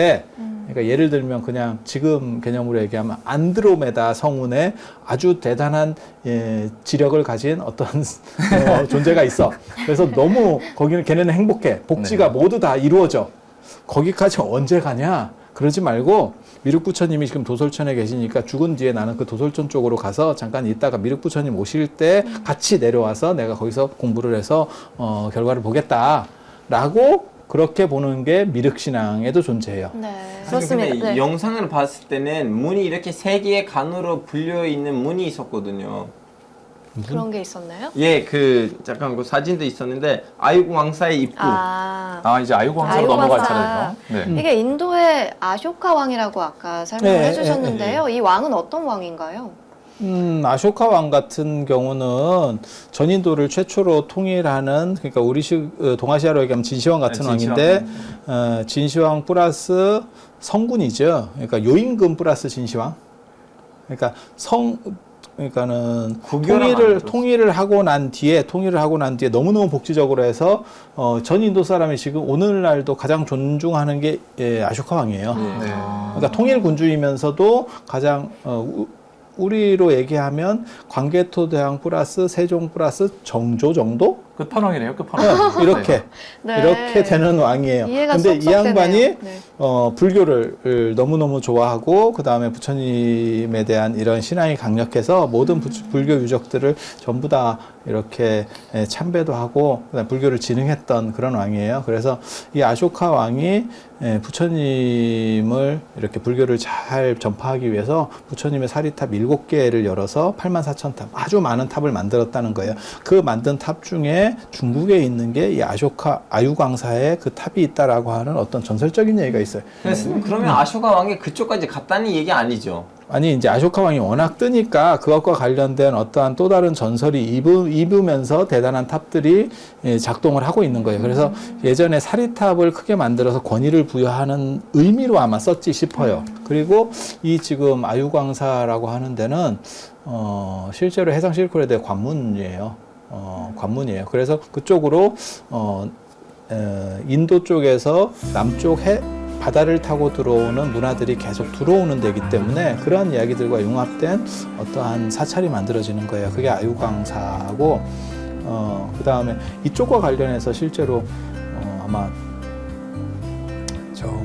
우리나라에도 가락국기 같은 데 보면 아유타국 뭐 이런 전설들도 이쪽과 연결시켜서 들어왔을 거라는 추정도 있어요. 근데 뭐 다 정확하게 알 수는 없어요. 이게 워낙 고대 이야기들이고 단편밖에 없어서 그거를 맞춰서 그림을 만든다는 게 불가능해요. 그러니까 직소 퍼즐 3,000개짜리가 있는데 예를 들어서 이렇게 다 쪼개져 있는 그림 3,000개짜리가 있는데 그 중에 1,000개가 없으면 맞춰볼 수 있어. 그런데 한 20개 남았어. 그러면 이제 계속 상상만 하면서 가는 거예요. 그 그림이 원형을 알 수는 네. 없어. 네. 지금 고대사 자료라고 하는 건 사실 그런 식으로 밖에는 움직일 수가 없어요. 네. 그런데 여기에 아쇼카 왕이 건립했다는 탑이 있고 그 탑에서 사리가 이제 발견이 되는 거죠. 그런데 그 사리를 모신 거기를 전에 제가 갔을 때는 못 갔었던 것 같거든요. 제 기억에는. 네. 그때만 하더라도 여기는 담당 스님이 계시기 때문에 그 스님이 노해버리면 끝이에요. 네, 그리고 안 돼요. 이러면 끝이에요. 그럼 그리고 어떻게 여기는 이제 해요? 아육 왕사라고 하잖아요. 여기는 아육의 한자로 의미가 아쇼카. 그러니까 아쇼카 왕이에요. 따서- 아쇼카 왕절이라는 뜻이에요. 왜냐하면 그냥 아쇼카 왕이 거기서 탑을 모셨기 때문에 그 사람들은 그렇게 믿고 있는 거니까. 네. 그래서 아쇼카 왕의 탑이 모셔진 절. 그리고 거기서 사리가 나오게 되는 거고, 저희는 성지순례에, 그러니까 두 가지 룰이 있어요. 지금도 사리를 전시하는 게 맞느냐에 대한 네. 생각들이 있거든요. 네. 일반 관광객들이 와가지고 막 사진 찍어가고 막 이렇게 보고 이렇게 마치 유물처럼 볼 수 있는 구조가 나오기 때문에 그래서 이런 절에는 저는 잘한다고 생각을 하거든요. 그래서 성지순례객이나 스님들하고 같이 오는 사람들이 있으면 거기 이제 지객 스님한테 연락을 해가지고 그쪽 담당자한테 연락을 해서 거기 들어가서 참배할 수 있습니까? 라고 하면 그쪽에서 당신들이 그래 확실해요? 라고 하면 확실합니다. 라고 하면 아니, 보면 이렇게 복장으로 알잖아요. 밀고 네, 왔잖아. 네. 복장은 약간 다를 수 있지만 네. 딱 밀었잖아. 네. 당신들도 딱 보면 저게 스님인지 우리도 중국 스님인지 일반인인지 구분하듯이 당신들도 구분해요. 네. 그러면 그리고 성지순례객하고 그 다음에 일반 관광객하고는 차이가 있어요. 네. 느낌이 태도나 차이가, 이런 데도 차이가 태도가 나겠죠. 완전히 다르죠. 우리도 절에 있어 보면 관광사찰들에 있어 보면 그냥 구경 와서 이렇게 뚫레뚫레 이렇게 보시는 분들이 있는가 하면 들어와서 참배하거나 이렇게 자세 자체가 완전히 달라요. 그래서 이제 오케이 해가지고 들어가고 저희는 제가 원래 약간 또 뻔뻔하거든요. 그래서 원래 이게 참배가 잘 시간이 짧은데 끝까지 오래 있었어요. 네. 겁나 역시 오래 있어서 자연 그 스님의- 뒤에 들어온 팀들은 저 담당 스님이 막아주느라고 고생을 굉장히 많이 했어요. 그쪽 팀들도 일정이 바쁜데 그러면 저희 벌써 마무리할 시간이 다 됐는데요. 아우, 혹시 너무 이 진신사리를 직접 보시면서 어떤 느낌이 드셨는지, 그리고 이 미륵 신앙에 대해서 이런 점은 알고 가시면 좋습니다 하시는 부분들이 있을까요? 미륵신앙이라고 하는 부분은 단순히 뭐 미래적인 부분 이런 것뿐만이 아니고 사실 현세에서도 미륵이 어떠한 가피를 줬을 때 사람이 나쁜 일들을 밀어내고 행복해질 수 있고, 그리고 또 이 포대화상 같은 경우는 그냥 해피바이러스라고 생각하시면 돼요. 네. 그래서 그런 기운 속에서 우리가 좀 더 행복한 그런 것들을 열어간다라는 생각을 가지면 좋고, 실제로 중국 사람들이 그렇게 행동을 하기 때문에 모든 절 입구에 포대화상을 네. 배치를 네. 시키는 거예요. 우리는 약간 엄숙하게라고 하는 의미로 들어가면 걔네는 그냥 가운데다가 저 포대화상을 놔서 약간 풀어주는 쪽으로 해서 절이 시작되는 거예요. 그러니까 약간 네. 개념이 다르죠. 네. 약간 다르죠. 그래서 그런 거 생각을 하시면 되고, 그 다음에 저는 사실 세계에서 유명한 사리들은 거의 다 친견을 해봤어요. 그래서 굉장히 다양한 사리들을 이렇게 보고, 제가 전에 사리 영업을 본 이야기도 좀 해드렸었는데, 그래서 제가 사리 굉장히 좋아합니다. 사리를 막 미친 듯이 이렇게, 그래서 어떻게 해서든 뚫고 들어가요. 네. 네. 특별하지 않으면 어떻게 해서든 뚫고 들어가요. 그리고 그 사리들도 다 이렇게 레벨이 있거든요. 그러니까 사리라고 다 똑같은 게 아니에요. 그 어떻게 전승이 됐느냐, 그다음 어느 시대부터 있었느냐에 대해서 봐서 이 사리의 중요도를 평가를 하는 거죠. 중요도를 평가를. 만약에 그냥 여기나 저기나 아무 사리나 다 합치면 지금 제가 그런 얘기 하거든요. 부처님을 수십 분을 만들 수 있다. 지금 그렇게 범람하고 있는 거예요. 네. 그래서 그런 사리도 다 필요 없고, 역사적으로 그 다음에 그 부처님의 사리가 모셔져 있으면 진짜 큰 절들이 사리라는 가능성만 있어도 굉장히 큰 절이 예전에 만들어져요. 그래서 아유광사 직접 가보면 굉장히 큰 절이에요.